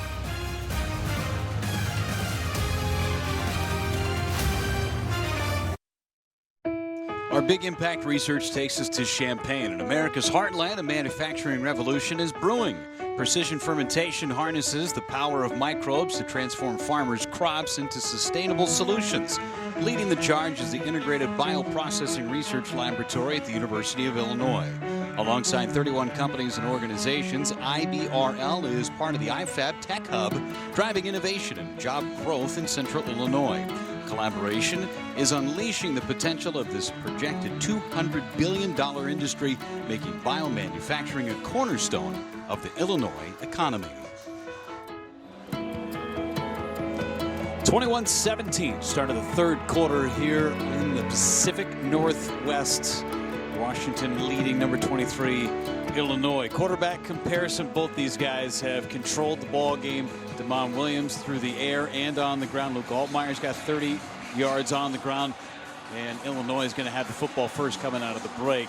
Great first half between two teams that are really fighting in this one, with Jake Butt, Brooke Fletcher down on the field. Jeff Levering with you. Thanks again for being with us. And this is the game that we expected. This second half could get a little ugly. The weather is getting ugly as we speak. Well, we talked about it, Jeff. I mean, this is championship football season. It's late October. It's going into November. The winner of this game is in the driver's seat to make a playoff push. And with that in mind, you need your best players and your quarterbacks to play their best games. What a treat it's been to watch these two guys duel. But as you said, the weather, in particular the wind, though, the wind supposed to get maybe 30 to 40 mile an hour gusts here in the second half. So maybe it's not about the quarterbacks. Maybe it becomes a game of which offensive line can control the line of scrimmage in the second half. Washington ran for 64 yards in that first half. Illinois actually ran the ball better, 95 yards as the driving rain is coming down. And as you mentioned, Jake, that wind, she is a howler. Illinois gets the football first. Luke Altmaier back to work. All right, Brooke, how you doing down there, kiddo? I'm hanging in there, guys. We'll get to the weather in just a second, but I did talk to Brett Bielema, and he told me that he liked what he saw from this offense, especially down the stretch there. They were able to convert on third down, 7 of 8 there, but he said, man, we got to finish these drives. We got to capitalize in the red zone. Also got to capitalize on defense. He said, those missed opportunities. We almost had that interception there, but you guys were talking about the weather. Man, that was a huge factor. Rain is coming down, the wind up to 30 miles per hour, but it's the swirling, guys. Jed Fish said the rain, not so much, but the wind, that is going to be a huge factor, especially here in the second half. All right, first drive of the second half. Thank you, Brooke. Altmaier hands it off and now pulls it back. Altmaier's going to run it, and he is slung down by McLaughlin after a big gain on first down. Nice ball fake, faked me out, picks up 8. Well, just to really hammer the point home here, too, I mean, would any of us be surprised if this game came down to a game-winning field goal opportunity, right? And then the win really becomes a factor. Obviously, Illinois beat USC on a last-second field goal earlier in the season, so we'll keep you updated with the weather reports. Second down and 2. Altmaier to pass. He's in trouble. Altmaier gets rid of it, and it is caught just barely as Tanner Arkin pulled it off the turf, and a first down for Illinois. That was real close. It looked like it might touch the ground. Let's see. Good look at it right here. Nice fingertip strength. There we go. Great job, Tanner Arkin. Had the big touchdown earlier in the game, but an even better job by Luke Altmaier. How about this? In the first half, Jeff, not a single negative play for either team. So some high-powered offenses, and a good job by Altmaier there, avoiding the sack. Bring Jordan Anderson to the backfield. Altmaier looked right, now right down the seam, and it's incomplete. Maybe a factor from the swirling winds down there. It was a good pass intended for Clement. Yeah, I mean, it's slick surfaces, too. It looked like Clement might have slipped as he was coming back to catch that, and then it looked like it slipped out of his hands, too. These Illini wide receivers, not many drops on the season, and that one hit him right in the face mask. Saw that foot give way as he was trying to dig with those cleats. Slick surface, 2nd and 10. Pressure coming. Altmaier got rid of it, and some contact. There's a flag coming in from the far side. Easton in coverage. And it's not going to be on the contact downfield, but a different penalty altogether. Ineligible player, number 64, downfield. Penalty is declined, 3rd down. That's center Kurtz. That's the challenge with these RPO schemes, and Kreutz must have just climbed to the 2nd level. A little shocked. That it definitely looked like McEllisteen was early. Kreutz with his 2nd penalty of the game, but that one declined. So 3rd down and 10. See the look. Ryan Walters has been bringing a ton of pressure. At some point, he's going to drop out of it. Let's see what he goes with here. They bring 4 down the middle, and it's almost intercepted right in the breadbasket of Rainey Sale, but he dropped it. 4th and 10. Well, and the true freshman, Rainey Sale, just working his way back off an ACL. They're excited about him for this exact reason. In coverage, he's their best athlete at the linebacker position, and Altmaier just did not see him. Pointed it out pre-snap. It looked like double A-gap pressure. Dropped out of it, and Rainey Sale, had it. And he had a lot of green grass. That might have been a pick 6 if he came down with it, but he didn't. I mean, a perfect name for a guy who plays in the Pacific Northwest, too, on a rainy day. And a flag comes out. Procedure on Illinois. False start. 17 of the offense. 5-yard penalty, 4th down. It's Colin Dixon. Kind of touchdown pass earlier. Now these windy conditions and wet conditions really become a factor on this exact play here. Punt and punt return. It affects the punter, and being a punt returner, really challenging in perfect conditions, especially so in rainy and windy conditions. Kick is away. Boston back to receive it. Boston fumbles it. Who's going to jump on it? It's Huskies football. It's not just difficult to punt it away, it's also difficult to catch. And there's the swirling wind right there. You see Boston tracking, moving, spinning around. There's a look at the wind. And for the veteran Boston, you can't risk catching it. Dodged a bullet there. Husky ball when we come back on the other side of the break.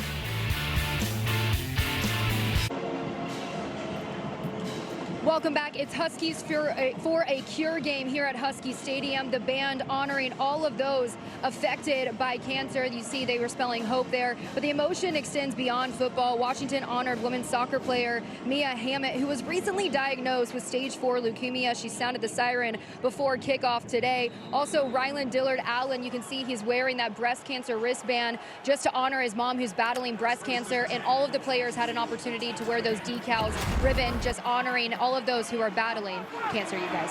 Great stuff. Thank you so much, Brooke. Williams back to pass, set up the screen to Coleman. Coleman gets to the outside. Decent gain on 1st down. Well, tomorrow, catch women's soccer when the Big Ten champion Huskies close out the regular season against the Ducks. Live coverage begins at 3 Eastern, noon Pacific, Big Ten Network, and the Fox Sports app. Great shot of the sports facilities on Montlake just past the football stadium here, the baseball stadium, soccer field. The GoFundMe page, by the way, for Mia Hammett started with a $50,000 goal. In May, it was already up to $120,000 climbing. Here's Coleman, slips up. And Coleman is going to be short of a first down. Pickup of 3, 3rd down and 2 coming up. That would have been a big gainer if he keeps his feet. Yeah, and surprisingly, only his 5th carry of the day. It's exactly what he likes to do, is those wide zone initial path cutbacks, and just tripped up. Otherwise, it would have been at a minimum 1st and 10. 13 rushing attempts so far for Washington. Handed off. Coleman bounces off one, pushes forward for a first down. That's what he does best. Keeps those legs moving. It's just so hard to bring down. You need really 2 or 3 guys. It's just getting hats to the football. And he's so compact, 5'9", 220 pounds, just a big ball of muscle. And good to see Matthew Bailey. That was him on the blitz there in the backfield. Remember, he left the game briefly with an injury before halftime. Just didn't make the tackle on Coleman. Get it out to DeGraff on the catch. DeGraff spun down, and a first down. Down to Brooke. Guys, Jonah Coleman, he isn't just one of Washington's leaders on the field. He also is one of 16 finalists for the Campbell Trophy, often called the Academic Heisman. It honors players who excel at academics, athletics, and leadership. And head coach Jed Fish just told me Jonah is the champion of their program and just a true culture setter who pushes his teammates, not only on the field, but off as well. Got an injury on the field in just a moment. James Thompson down for Illinois.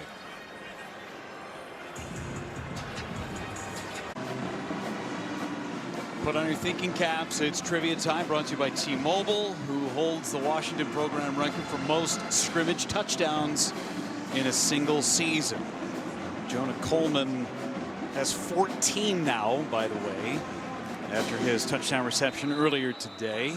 With the most in FBS, and he's got more than 8 teams, including Wisconsin. Coleman's got it and upended after a pickup of 3. He has been very active in this second half, Jonah Coleman. Yeah, he only had 4 carries in the first half, but it's a little bit deceiving. Also had 3 catches, so he's the Big Ten's leading receiver as a running back. They find creative ways to get him the football in different situations, but clearly an emphasis on getting him carries here to open the second half. Officials allowing substitution. Coleman right up the gut. Still on his feet across the 50. Coleman's on the move and down to the 35-yard line. There's a big burst in the running game. This is what makes him special. He's like a boxer throughout the game. It's body shot, body shot, body shot, and then bang, here comes the head shot. Liable for an explosive run at any point. You just keep feeding him. That's the advantage of having a great running back in Jonah Coleman. Keep knocking, keep knocking, keep knocking until eventually he kicks down the door. Great run by Coleman. Ball out, picked up, and sliding at the 35-yard line is Williams. Well, Aaron Henry told us the #1 key he wants to, besides stopping the run, is forcing a turnover. And, I mean, Jed Fish, we saw trickeration in the first half. Those are guys that they trust. Just not great ball handling, and once again, dodging a bullet. Remember, Denzel Boston muffed the punt as well, so Washington getting lucky. Damon Williams had his interception dropped by James Kreutz. Design run for Williams. Short gain, they'll call it 2. 3rd down and 8. 5 out of 6 so far on 3rd down. What does Jed Fish dial up? Weather conditions, plus side of the field, maybe 4-down territory. I think it's 4-down territory all the way. I mean, mentioned they don't have a single negative play before that muffed reverse. I think that's their only negative play today. So if you can get this into a 4th and manageable, I'm certain Jed Fish will go for it. Williams sprint right. Williams caught. First down, Huskies. Finds Denzel Boston again. He shed all of his gloves. Going straight right there It's a great note there, Jeff. Great observation. Going to the bare hands. And what I noticed, too, is that Damon Williams, he has some serious zip behind his passes. That time, it didn't quite have the zip. Once again, the conditions playing a factor. Free play. Everybody's kind of standing around. Slip it to the outside, and it's almost a first down for Raiden Vines-Bright. It felt like half of the field was playing on that play. Yeah, it looked like Illinois might have been caught with trying to get a substitution, and then the formation catches them off guard. And I mean, they got lucky there. Good coverage down the field, and Damon was able to hit his check down, Vines-Bright, and turn it into a nice little chunk play for 9 yards. Second down and short. 6-yard line for a first down. Jumbo package with Zach Henning as a tight end. Traditional I formation of Big Ten football. There's Coleman outside. Coleman on his feet. Coleman dives. Touchdown Huskies. Second score of the game for Jonah Coleman. Man, how good is Jonah Coleman? He can run through you, he can run around you, he can jump over you, and lowers his shoulders just to tiptoe right inside the pylon for the touchdown. Forced a punt from the Illini on their first drive, and they take it right down the field. And a lot of Jonah Coleman on a 90-yard touchdown drive. Gross kick is good, 28-17, and the bell cow is eaten. Jonah Coleman having a great second half. 2 scores in the game, 15 on the season. Football on the Big Ten Network is brought to you by Harbor Freight. Whatever you do, do it for less at Harbor Freight. And by Progressive. Get coverage you can count on with home and auto at progressive.com. Inside the locker room at the Huskies Stadium. Brand new weight room last year. Damon Williams and Jonah Coleman taking center stage for the Huskies today against Illinois. Down 11 for a second time. Touchback, and let's answer our T-Mobile trivia question for the day. Who holds the Washington program record for most scrimmage touchdowns in a single season? Jake? I already know the answer. So oh, yes. You took yourself out of the running? Yeah, there you go. Corey Dillon. Look at that. Great Bengal, great Patriot. 25 touchdowns, 1996. Well, 10 to go for Jonah Coleman. 4 games after this one to go. It's really impressive, too, when you consider, I mean, the seasons these days are longer and longer and longer. And if the Huskies can make a playoff push, there'd be added opportunities for Jonah Coleman to flirt with or break that record. Lawfrey gets the carry. Lawfrey hit and driven back. X-Ray Alexander the first to knock him backward. Talking about the remaining schedule for both of these teams, for Washington at Wisconsin, at home against Purdue, at UCLA, and then the big one at home to finish against Oregon. Yeah, and what's really important, 2 road trips, but not coast-to-coast road trips. I mean, Wisconsin, it's a flight. UCLA, you stay in the same time zone. And for me, Jeff, this is a young Washington Husky football team. As the season goes on, they get more experience and more comfortable. It could be 9-2 playing Oregon. Heat coming pass is complete to Beatty. Wrapped up by Devin Bryant. Altmaier banged up a little after taking that hit. Here's what's ahead for Illinois, and they've got 3 of their final 4 at home. Right, as soon as I say that for Washington, for Illinois, this is the game down the stretch of their season. Obviously 2 losses to number 1 and number 2. This is the game the committee's going to be watching as they try to get to a 10-2 record and make their push for the playoffs. Altmaier's legs have been a key factor here in the game. Something to watch for the Husky defense. 3rd and 3, Beatty across the motion, across the formation. Altmaier to pass. Altmaier got rid of it quick. Catch made. What hands by Justin Bowick. First down, Illini. Luke Altmaier is ice cold. Washington sending 0 pressure. Betting the house on that blitz. And look at Luke Altmaier ready for it, knows he's going to take a shot, and delivers a dime, and a really nice catch by Bowick, especially factoring the wet conditions. Moving the chains for Illinois, quieting this crowd at least for a moment.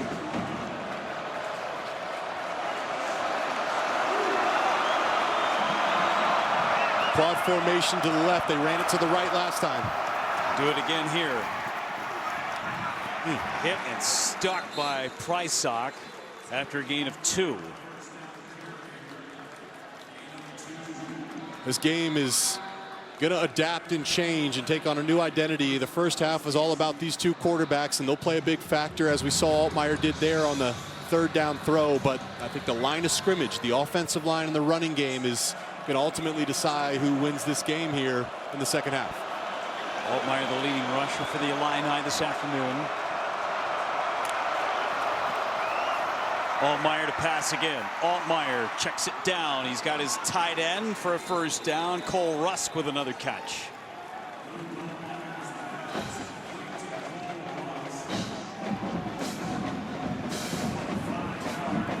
Coverage there in the back end by Washington. Being disciplined, big play action, trying to run a double move, and Altmaier, good job feeling that and hitting his check down.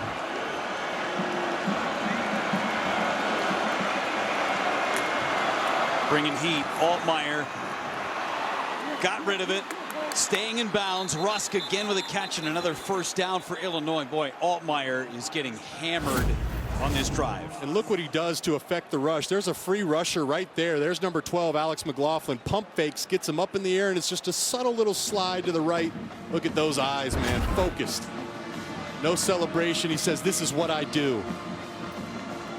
Picked up 9 on the play. Was close to a first down. Marked him a yard short. So second down and 1 for Illinois.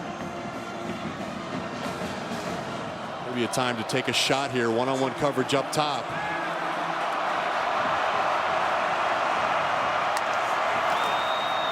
Laughley gets the carry. First down, Illinois. Knifes his way across the 40. Well, tonight, see men's hoops live on Big Ten Plus. Michigan battles St. John's at Madison Square Garden. Download the Big Ten Plus app today. It's always game on. Jeff, there's been some long drives today. It's just something to note. There's a premium on scoring touchdowns because there's just not going to be many opportunities for each of these teams. Oh, we've already seen the longest drive of the season time-wise for Illinois, over 8 minutes.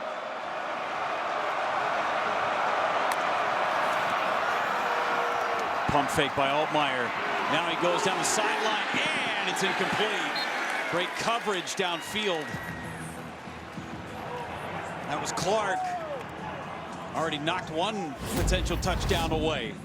Barry Lenny Jr., he is calling a great game, in my opinion. Very complimentary that time, faking the screen to Beatty, working the double move, but Clark in man-to-man coverage on Colin Dixon like glue.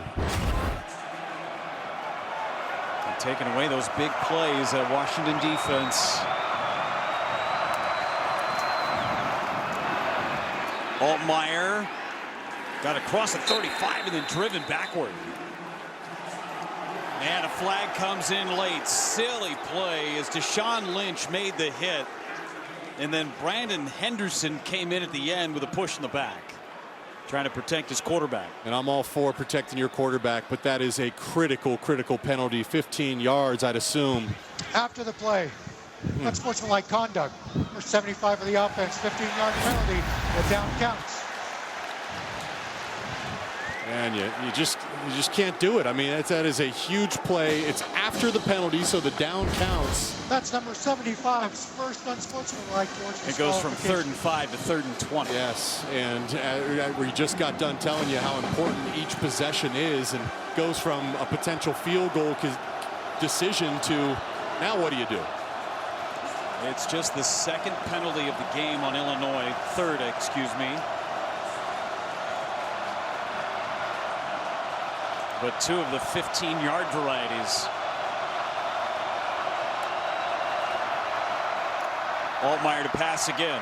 Altmaier. Beatty, and it's picked off. Still on his his feet. Tacario Davis inside Illinois territory. He had the pick negated earlier on the pass interference. Not this time. Allmeyer was just trying to squeeze one in there to Hank Beatty. It's why that penalty is so critical. You force your quarterback to make a decision, trying to squeeze one into a tight window. Almost has it. But that ball bounces off Beatty's hands, and Tacario Davis is ready, waiting for it. And then the big return gives the Huskies great field position with the football. It's a 33-yard return on the second pick of the year from Tacario Davis. Huskies in good shape.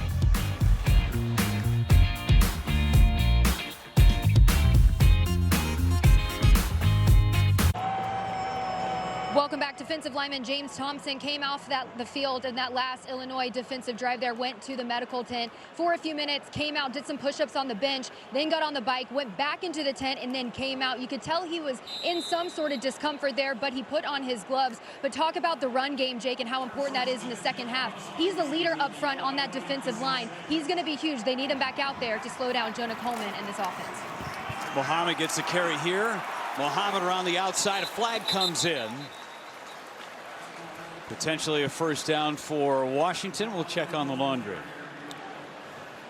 This is a huge call. Holding. 74 of the offense. 10-yard penalty from the spot of the foul. Still first down. Right tackle Drew Azapardi. Next Saturday, Michigan State battles Minnesota. Then Michigan welcomes Purdue to the Big House for primetime clash. It's only on the Big Ten Network and the Fox Sports app. Michigan back in the rankings at number 25. They've got a date with Michigan State later tonight. We had that game last year. It was a thriller. That's what we love about college football, the rivalries, but that's a big call, Jeff. This is in an 11-point game, so if you're Illinois, you'd love to hold the Huskies to a field goal here. Wide throw wrapped up in a very minimal gain. Catch by Chris Lawson, one of the three freshman wideouts here for Washington. So that backs him all the way up. When you're talking about the possessions, a field goal would keep this as a two-possession game. Second and 18. Illinois has only stopped Washington once. Williams to pass. He's going for it all. Lays it up, and it's incomplete, and no flag. Looking for Omari Evans. There was contact. No penalty. There was a little contact, but looks like that's Juice Clark in coverage. And yeah, I mean, if you're Omari Evans, what you want to do to sell that, you want to work back through Juice Clark. And then I think if he works back through the DB, he gets the call. But because he was fading away and falling down, the officials decide against throwing the flag. Third and forever for Washington. Williams to pass again. Williams flushed out. A lot of room to run. Williams lays his head down, stays up, spins out of it inside the 20. What a run from Damon Williams. Well, Illinois has been sitting in soft zone coverage all day. This time on third and long, decide to go with man-to-man coverage. And the issue with man-to-man coverage, you see the DBs, they have their eyes on the receivers and not that guy right there. You need multiple eyes on that guy if you want to stop him. Damon Williams, quick. He'll make you miss, but that time lowering the shoulder. What a play by Damon Williams. Third and forever, and gets it done with his feet. It was Miles Scott, the safety, that got the brunt of that first hit from Damon Williams. Play action. Williams on the move again. Underneath, and a huge hit on the outside. That was Juice Clark with a big hit on Vines Bright. To go back to that third down call, I do not understand how you are going to sit in man-to-man coverage without a spy and without maybe two spies. Knowing, I mean, all you need to do is tackle him short of the sticks and force a field goal. Without a spy, the one thing that can make you pay is Damon's legs, and that's exactly what happened and made the Illinois defense pay. We will go to the fourth quarter on Montlake. An 11-point lead right now for Washington. Lots on the line. Both teams at 5-2 on the season. 2-2 in conference. Potential spot in the CFP. We'll find out. 15 more minutes to go.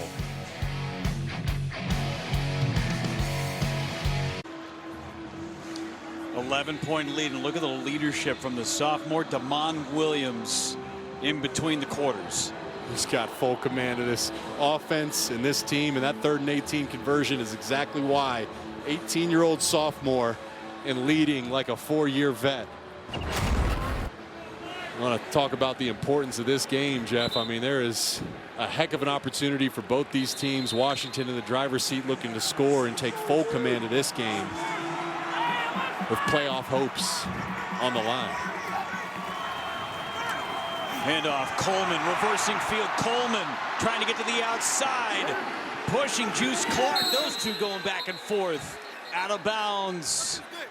The flag comes in late. Could be an offensive face mask, which would be a huge, huge call. Looked like Jonah was trying to talk to the official there, which makes me say that. We've seen some penalties wreak havoc on Illinois' side.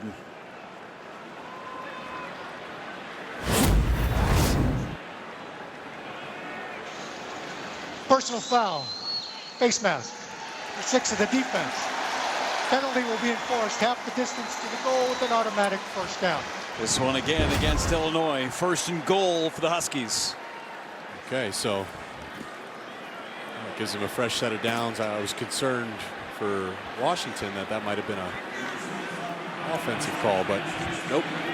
On Juice Clark, 1st and goal.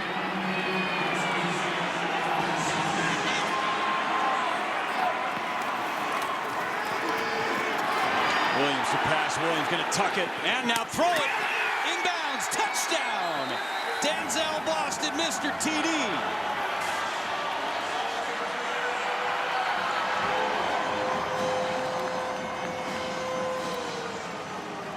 That's his 7th of the season, and these guys, this is exactly what they do.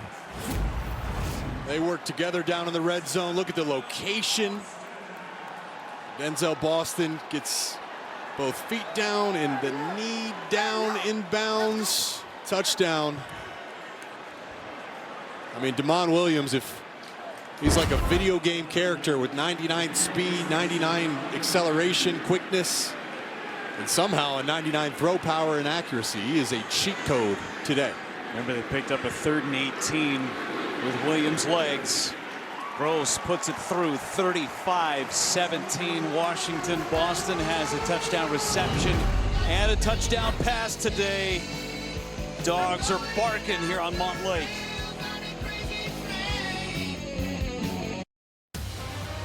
Football in the Big Ten Network is brought to you by Discover, the official credit card of the Big Ten Conference, and by UKG, HR, Pay, and Workforce Management. Intermittent sunshine now after a driving rain there for a moment. Sun popping out, so the drone's back out. Gorgeous shots inside Husky Stadium. Fall foliage in full bloom.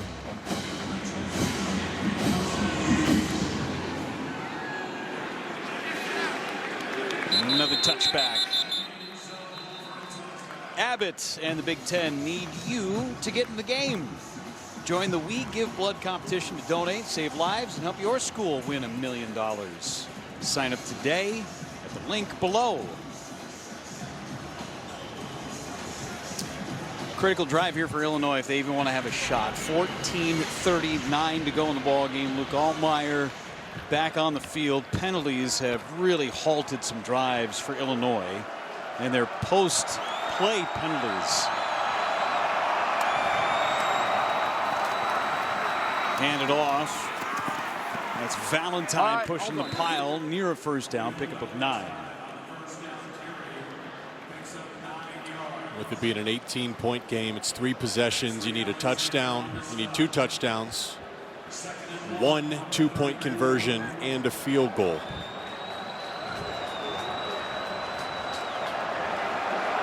And a few stops on defense, too. Altmaier underneath. That's Valentine out of the backfield. Yep. So with that in mind, Jeff, this is going to be basically a 2-minute operation for the entirety of the fourth quarter for the Illinois offense, something they're very comfortable with.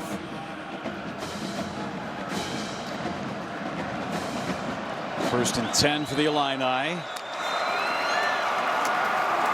Hand it off again. Valentine trying to get the edge, and he is sniffed out by Alexander. First negative play of the day for Illinois. It's a really nice job by X-Ray Alexander, just mirroring the running back there in the backfield, Valentine, and making the tackle there in the backfield.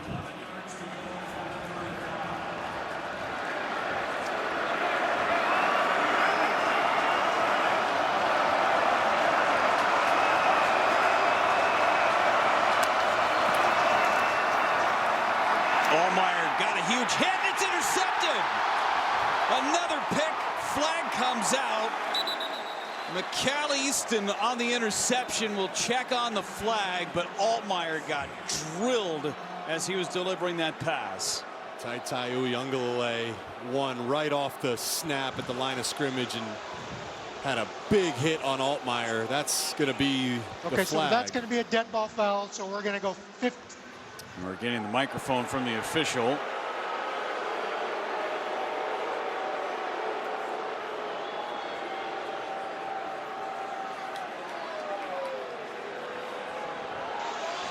Personal foul, roughing the passer, high hit to the quarterback, number 11.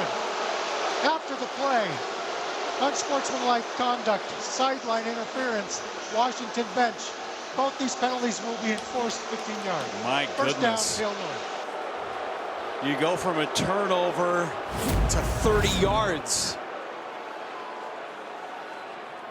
And that's just hitting him up high. You see the helmet-to-helmet contact. I believe that's what the officials are seeing there, and that is a big hit. And like you said, Jeff, it's the stacked penalties. You go from your ball thinking this game is over to Illinois ball and plus 30 yards for penalties. Could there potentially be targeting Mike Pereira's out in LA? Could that be a targeting look?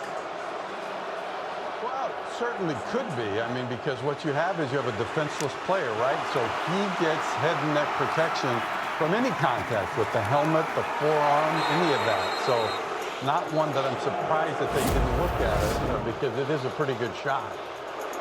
Mike, is that what the roughing the passer is, though? It's the contact up high onto the face mask of Luke Altmaier? That is correct. That is correct. And you can have, certainly you can have roughing the passer without targeting. Okay. But remember, replay could stop it and look at it even if roughing the passer was the only thing that was called, but they chose not to. Good call, Mike. Thank you so much. Altmaier has the seam. Beatty with the catch down to the 5-yard line. Illinois is on the move. First and goal, Illini. What a turn of events here in Seattle. The crowd's certainly not happy, but at this point, the call is the call. Illinois driving. Nice connection, Altmaier to Beatty. Valentine in the backfield. Valentine gets it, feeling his way towards the end zone and stopped at the 1. Second and goal. I think another element of those two penalties is the time, Jeff. It's 30 yards on penalties with 0 seconds taken off the clock, and then you hit an explosive to Beatty, and that's what the big difference was in Illinois at the end of the first half, too. Trying to extend that return cost him 12 seconds and potentially a score. Bring the jumbos in. Second and goal from the 1.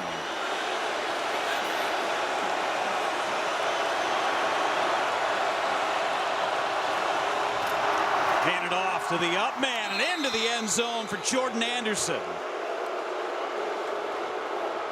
And now Illinois, after the touchdown, they're going to go for 2 here. Remember, with an 18-point game, you need a touchdown, a 2-point conversion, and a field goal to tie it. But let's go back. This was the call that changed the drive and changed the game. The roughing on Taitai Uyunglele.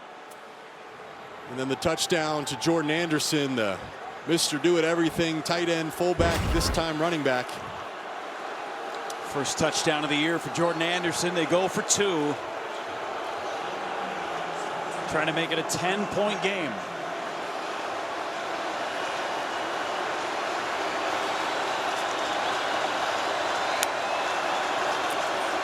Altmaier got it. 2-point conversion is good as he finds Cole Rusk in the end zone. What a swing from a turnover to a touchdown. 10-point game in Seattle. Good one here in Seattle. Washington leads by 10. Where does Jed Fish go with his offense? What does Damon Williams put together? And does Illinois have a stop in them on defense? They forced just one punt.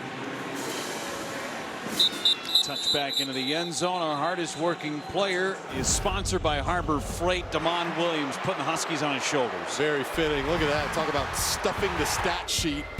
Over 200 yards through the air, 62 on the ground, 3 passing touchdowns. We saw him get his team huddled up and showcase the leadership. This is why he's proving why he is one of the more dynamic weapons, not just quarterbacks, but just dynamic weapons in all of college football. And to your point, Jeff, that was a good drive for Illinois, taking advantage of the penalties in scoring. But now the other half of the equation, and arguably the harder part of the equation, is finding somehow to get a stop, something they haven't done all day.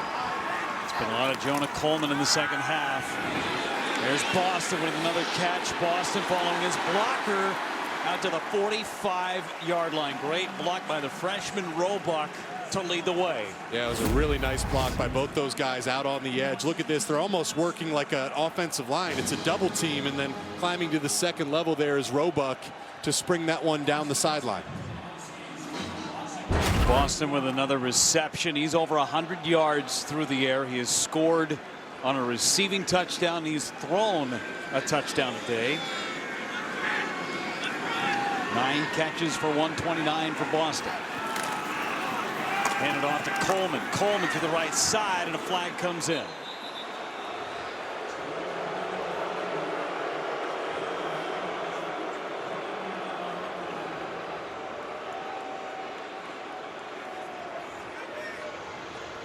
Personal foul. Illegal hands in the face. 44 the defense. 15-yard penalty will be added to the end of the play with an automatic first down. Angelo McCullum with the infraction. Initially, the Husky fans started booing because they figured it was going against the Huskies. Now they're cheering a bit. This game is not, it's not just the penalties, it's the gravity of the penalties. There's been some massive penalties in this game, and there he is right there in the middle of the screen, lined up over the center. Landon Hatchett gets his hands right up under his chin, and the official throws the flag. Plus side of the field now for Washington. Williams to pass again. Going deep. Looking Boston's way. It's incomplete. A trio of Illini in there in coverage on Denzel Boston. Okay. Boston jumps back up. Looked like he might have been holding his hamstring there. He's healthy, but Damon Williams was taking a shot there to Denzel Boston. This is dangerous with that goalpost. Thankfully avoided the worst of it. There's Boston getting some attention over on that Huskies sideline. That is a big deal. So who steps up now for the Huskies? Is Zachary Henning back in at tight end, the converted offensive lineman. Coleman hit, driven backwards after a gain of 4. 10 minutes to go in this ball game. Boston coming back onto the field. That's a great sign. This is obviously a huge play. 3rd and 6 here. Remember, 3rd and 18. Damon Williams used his legs.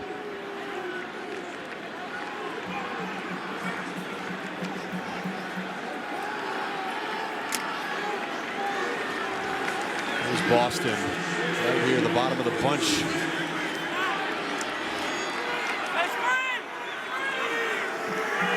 See Caleb Patterson traveling with him. They've got Boston. Boston slips. Tight ropes. Out of bounds. Calling down at the 11-yard line. Boston is down. Oh, my goodness. He came back into the game after missing just one play, and now he's down right on the goal line. Injury timeout. Player to the offense. Timeout on the field. Boston held to his feet. Oh, my goodness. We'll be back in just a moment.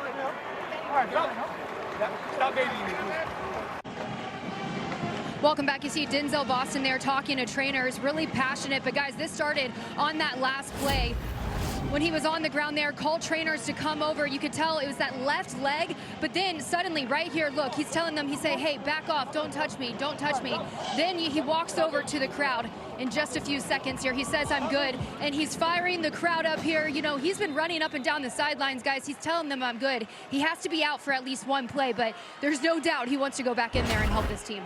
He tried to get in the huddle right there. Thank you so much, Brooke. 1st and 10.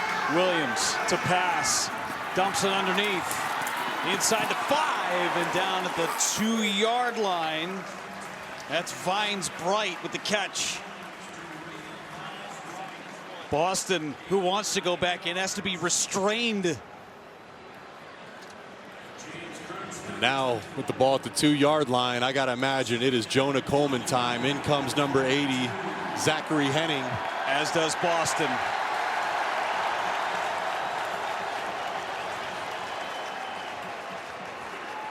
The only reason he was trying to restrain him because he didn't know who he was going in for. Yeah. Got to get the substitution right. It's like basketball. Here's the towel. Bring the towel back to the sideline. And now a timeout by Washington. Just 2 on the play clock. We'll be back in 15 seconds. Washington.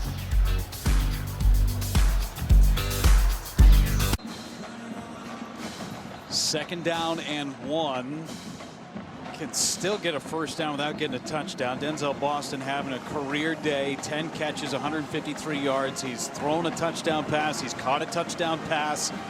He's had a lot going on emotionally on this drive. Dinged up a little, had some medical attention. And Brooke was talking about it just a moment ago. Hey, don't touch me, don't touch me. He was saying, don't baby me. Don't baby me, I got this. There he is lined up. The bottom of your screen. Williams to throw it. He's got his man. Touchdown. Huskies. Hits DeGraff.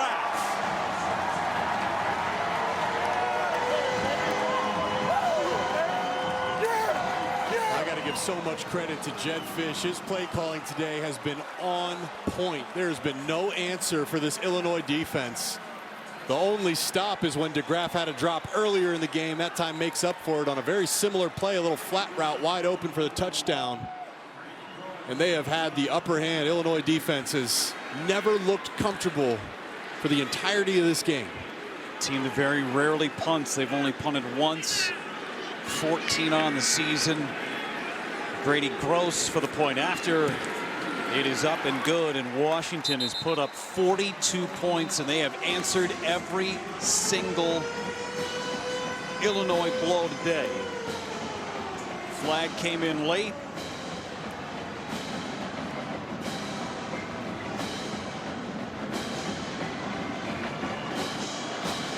Get the call from our official, Francisco Villar.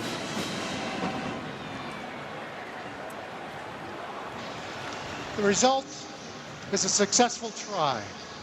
Personal foul, hands to the face, number 44, the defense. That 15-yard penalty will be added on the kickoff. That's his second one on that last drive from Angelo McCollum. Number 53 may remain in the game. Misidentified the number there. Here's the touchdown to DeGraff. Had that initial drop, but DeGraff has really shown up since then. Yep, and it's the motion, the shifts, the window dressing, the eye candy. Illinois defense just looks confused out there. Here's the AP top 10 and what they've done so far. Texas A&M plays later tonight at LSU. Alabama currently trailing against South Carolina. Georgia's off. You got Oregon at home against Wisconsin later tonight. Vanderbilt, Missouri game tied 10-10. And again, this is a game that we have billed as a potential race to the number 4 spot within the conference. And that's the way this one's playing out. And right now, Washington, you said at the beginning of the game, Jake, that this is a potential game for a young roster to really springboard their season. Yeah, I mean, you can literally see it in real time, just the progress that the youth makes. Damon Williams, an 18-year-old sophomore. Decker DeGraff, a true sophomore with the touchdown there. We've highlighted Vines Bright in Roebuck.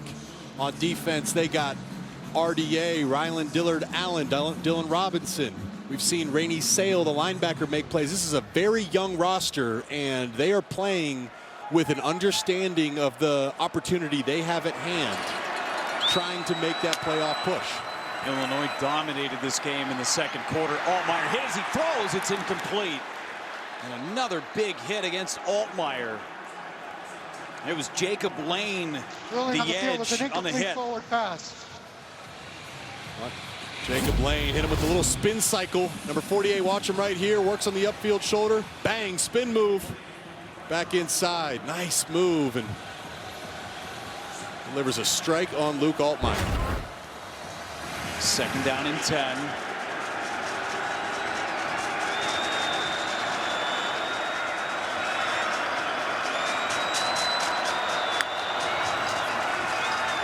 Altmaier sets up the screen. Valentine has it, trying to make a man miss. He won't do it. Good tackle by Devin Bryant in space. Ryan Walters, the former Purdue head coach, former defensive coordinator under Bielema at Illinois. He has dialed up some serious pressure today. Yeah, and he said coming into this game plan, because of the injuries throughout the season, maybe they've run more zone than they would like to. He told us that's not going to be the game plan against Illinois. They're going to bring pressure and play man-to-man, and that's what they've done throughout the game. Third down and 11. And a false start. False start. 58 of the offense. 5-yard penalty. Third down. Melvin Priestley, the right tackle. Some serious penalty yardage for both teams in this one.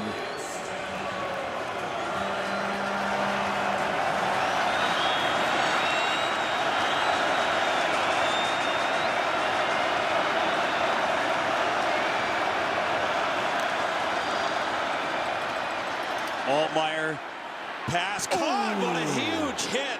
And surviving is Cole Rusk. What a pass from Altmaier, a better catch from Rusk. Oh my goodness, that is an unbelievable catch. Taking a shot from Alex McLaughlin, who just runs full speed right through the chest of the tight end. Rusk, great job hanging on with it. Longest play of the day for Illinois. Altmaier's going to run. Altmaier across the 50-yard line. Gain of 5 for Altmaier, who is the leading rusher today for Illinois. He's Mr. Everything, and yet they need him to be even more here on this drive. As we approach 6 minutes left in the game, it is a race against time if Illinois wants to stage a comeback. Free play. Altmaier to the sideline, catch good, out of bounds. Hudson Clement with the reception. Got the defensive front to jump. Gain of 12 for Clement. Offside. For 8 of the defense. Penalties declined. The result of the play is a first down. Went right to that vacated area where Takario Davis was coming in. And it helps him too, because even though he was out of bounds, the clock runs outside of 5 minutes, but because of the penalty, chance to get the play call and snap it here with minimal time off the clock. Winded on that whistle as Altmaier to pass again. Altmaier floats one down the sideline. It's intercepted. Was looking for Beatty. It's picked off. Clark with another pick. His first of his career. And it's been the man-to-man coverage in the back end of this Husky defense. We just told you it's what Ryan Walters likes to do, and this is exactly why. Clark gets the start at nickel. Leroy Bryant was a guy that had been starting throughout the season. Clark, one of the spring standouts, kind of the season kind of hit him too much. He's a redshirt freshman. Things were moving fast. Ryan Walters said, no, we're going to start Rashawn Clark this week. He's been practicing well. They put the full trust in him to go out there and run man coverage against Hank Beatty, one of the premier receivers in the conference. Undercuts it, reads the eyes of Altmaier, interception. He's had a great day. Remember the pass breakup down in the end zone in the first quarter as well. Clark's had a coming out party here this afternoon. Sun came out.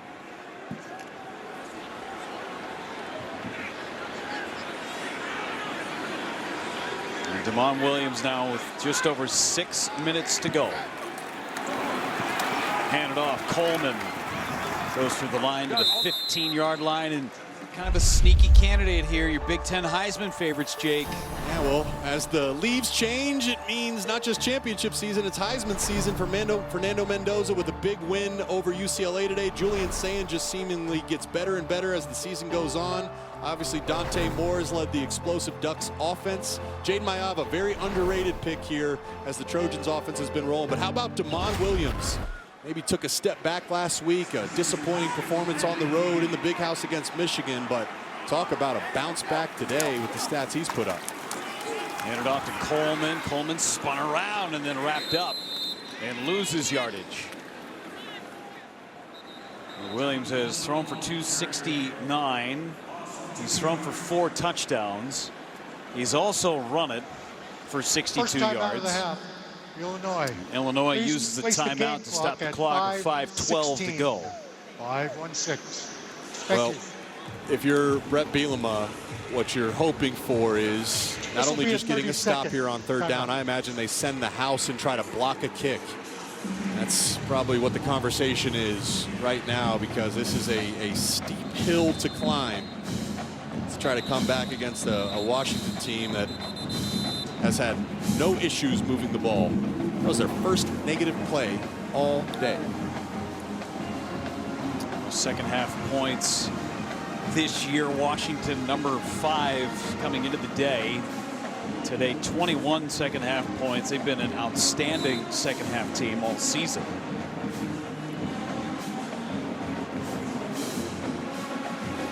You just wonder, can you get off to a fast start? Well, they got off to a fast start today. They did. 14 points in that first quarter. Only 1 stop so far for this Illinois defense. Williams steps up. Williams spied. Williams trying to get to the corner. Williams got to the 20-yard line. Where are they going to stop him? Right at the 20. He's a yard short.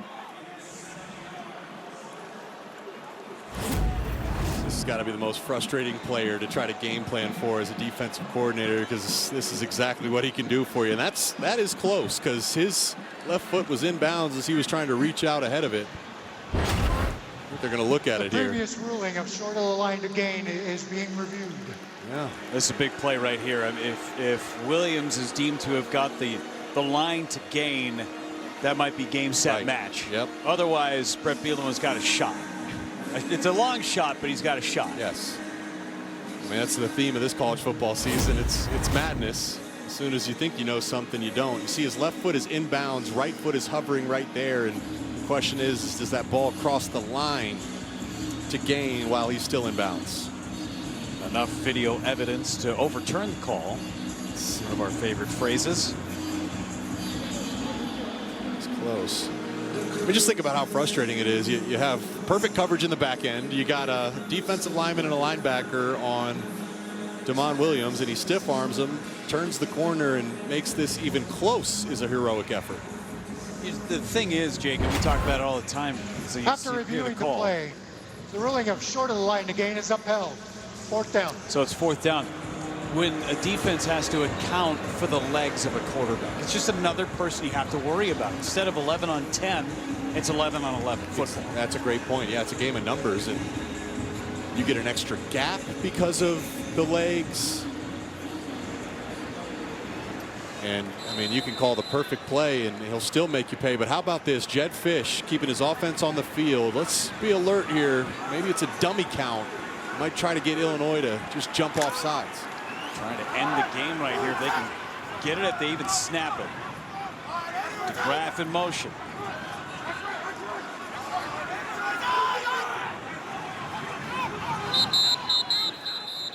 And they won't. Tried to get him to jump, wouldn't do it. Washington used the Second time out of the timeout. half, Washington. 30 seconds in duration. 30-second timeout by Jed Fish, and now the punting unit coming out for just the second time. Tell you, Jed Fish has called a heck of a game today. He's deserved that smile. He's earned it. What a response to him. I mean, it was a frustrating day. Damon Williams probably played the worst game of his young career. 3 interceptions against Michigan last week. We're all wondering what's the response going to be in a nearly perfect game. As I predicted here, here comes the block team. Oh, almost got there. And a flag comes in. Ball still rolling at the 40. They knock it down. 2 flags come in. Boy, Illinois almost got home.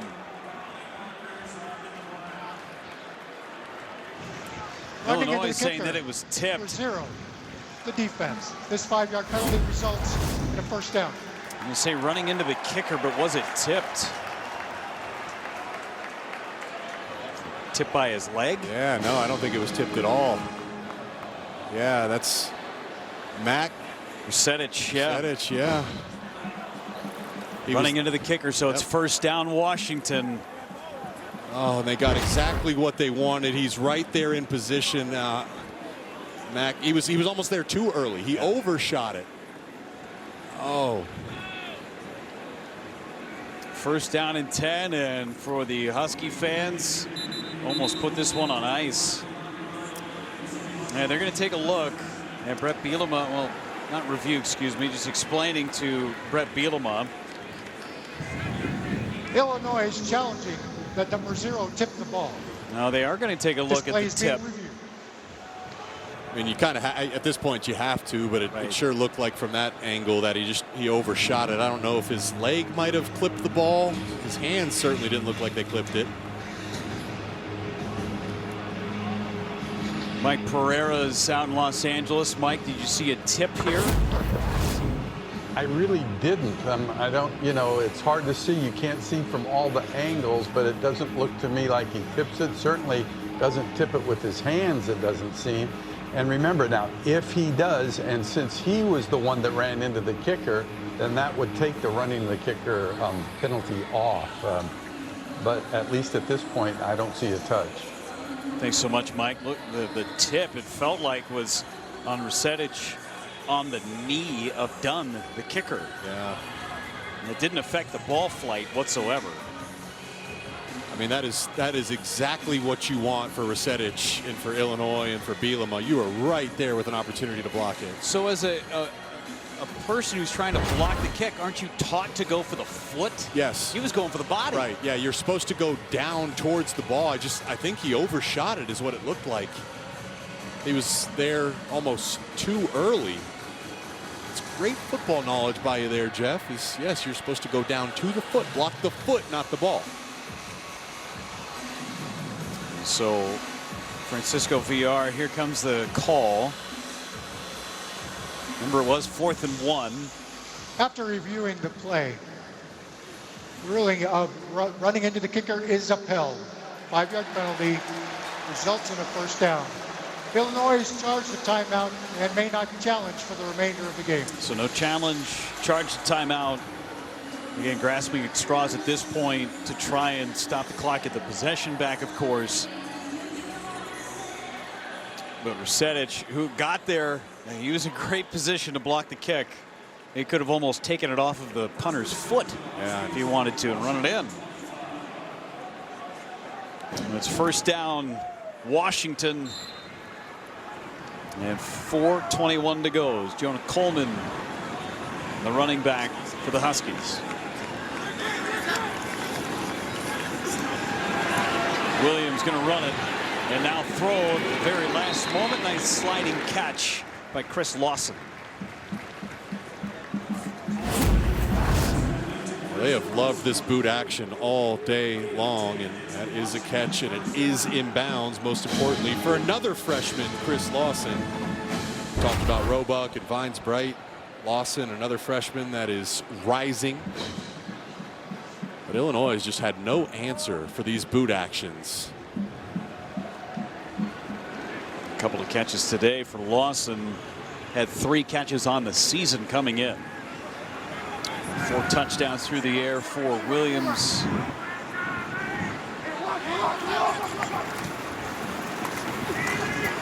And Williams going to go down.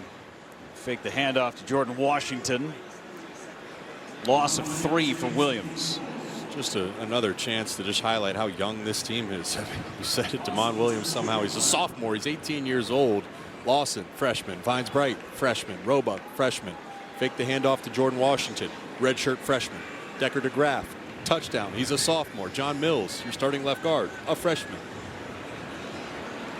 Even Adam Muhammad gets a ton of play in the running back position. Great catcher of the football, too. Just a sophomore. Washington stays in the game. Washington gets the carry and brought down to the 35-yard line. And Illinois, I believe, will use their final timeout with 2:42 to go.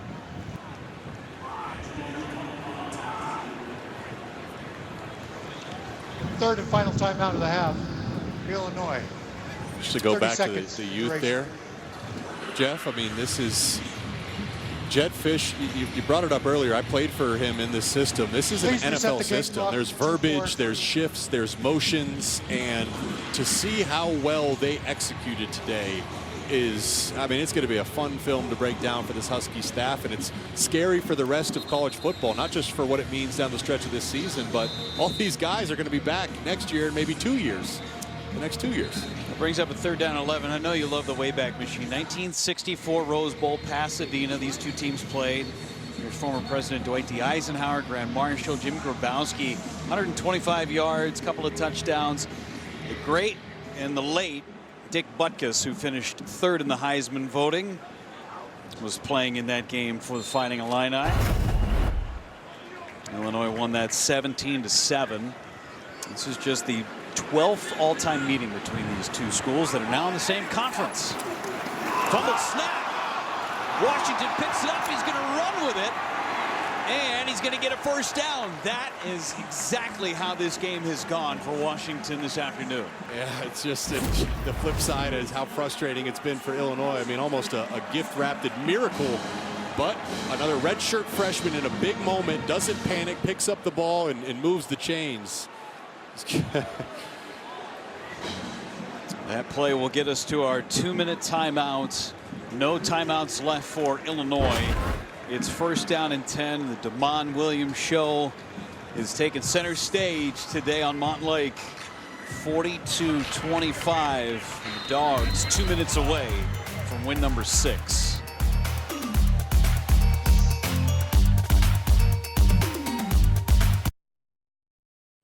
Dave Revson, Howard Griffith with you. Man, this Washington offense has been borderline unstoppable. Really outstanding job. Coach Fisher did an amazing job calling the game, but Ryan Walters on the defensive side, we've seen what a healthy Washington defense looks like. This is a team that's going to be tough down the stretch. A lot of pressure on Luke Altmaier in this game, so the Huskies look like they have this one in hand. Complete post-game reaction coming up on our post-game show. Plus, we take you through the entire day in the Big Ten. That's as soon as you guys are done, Jeff.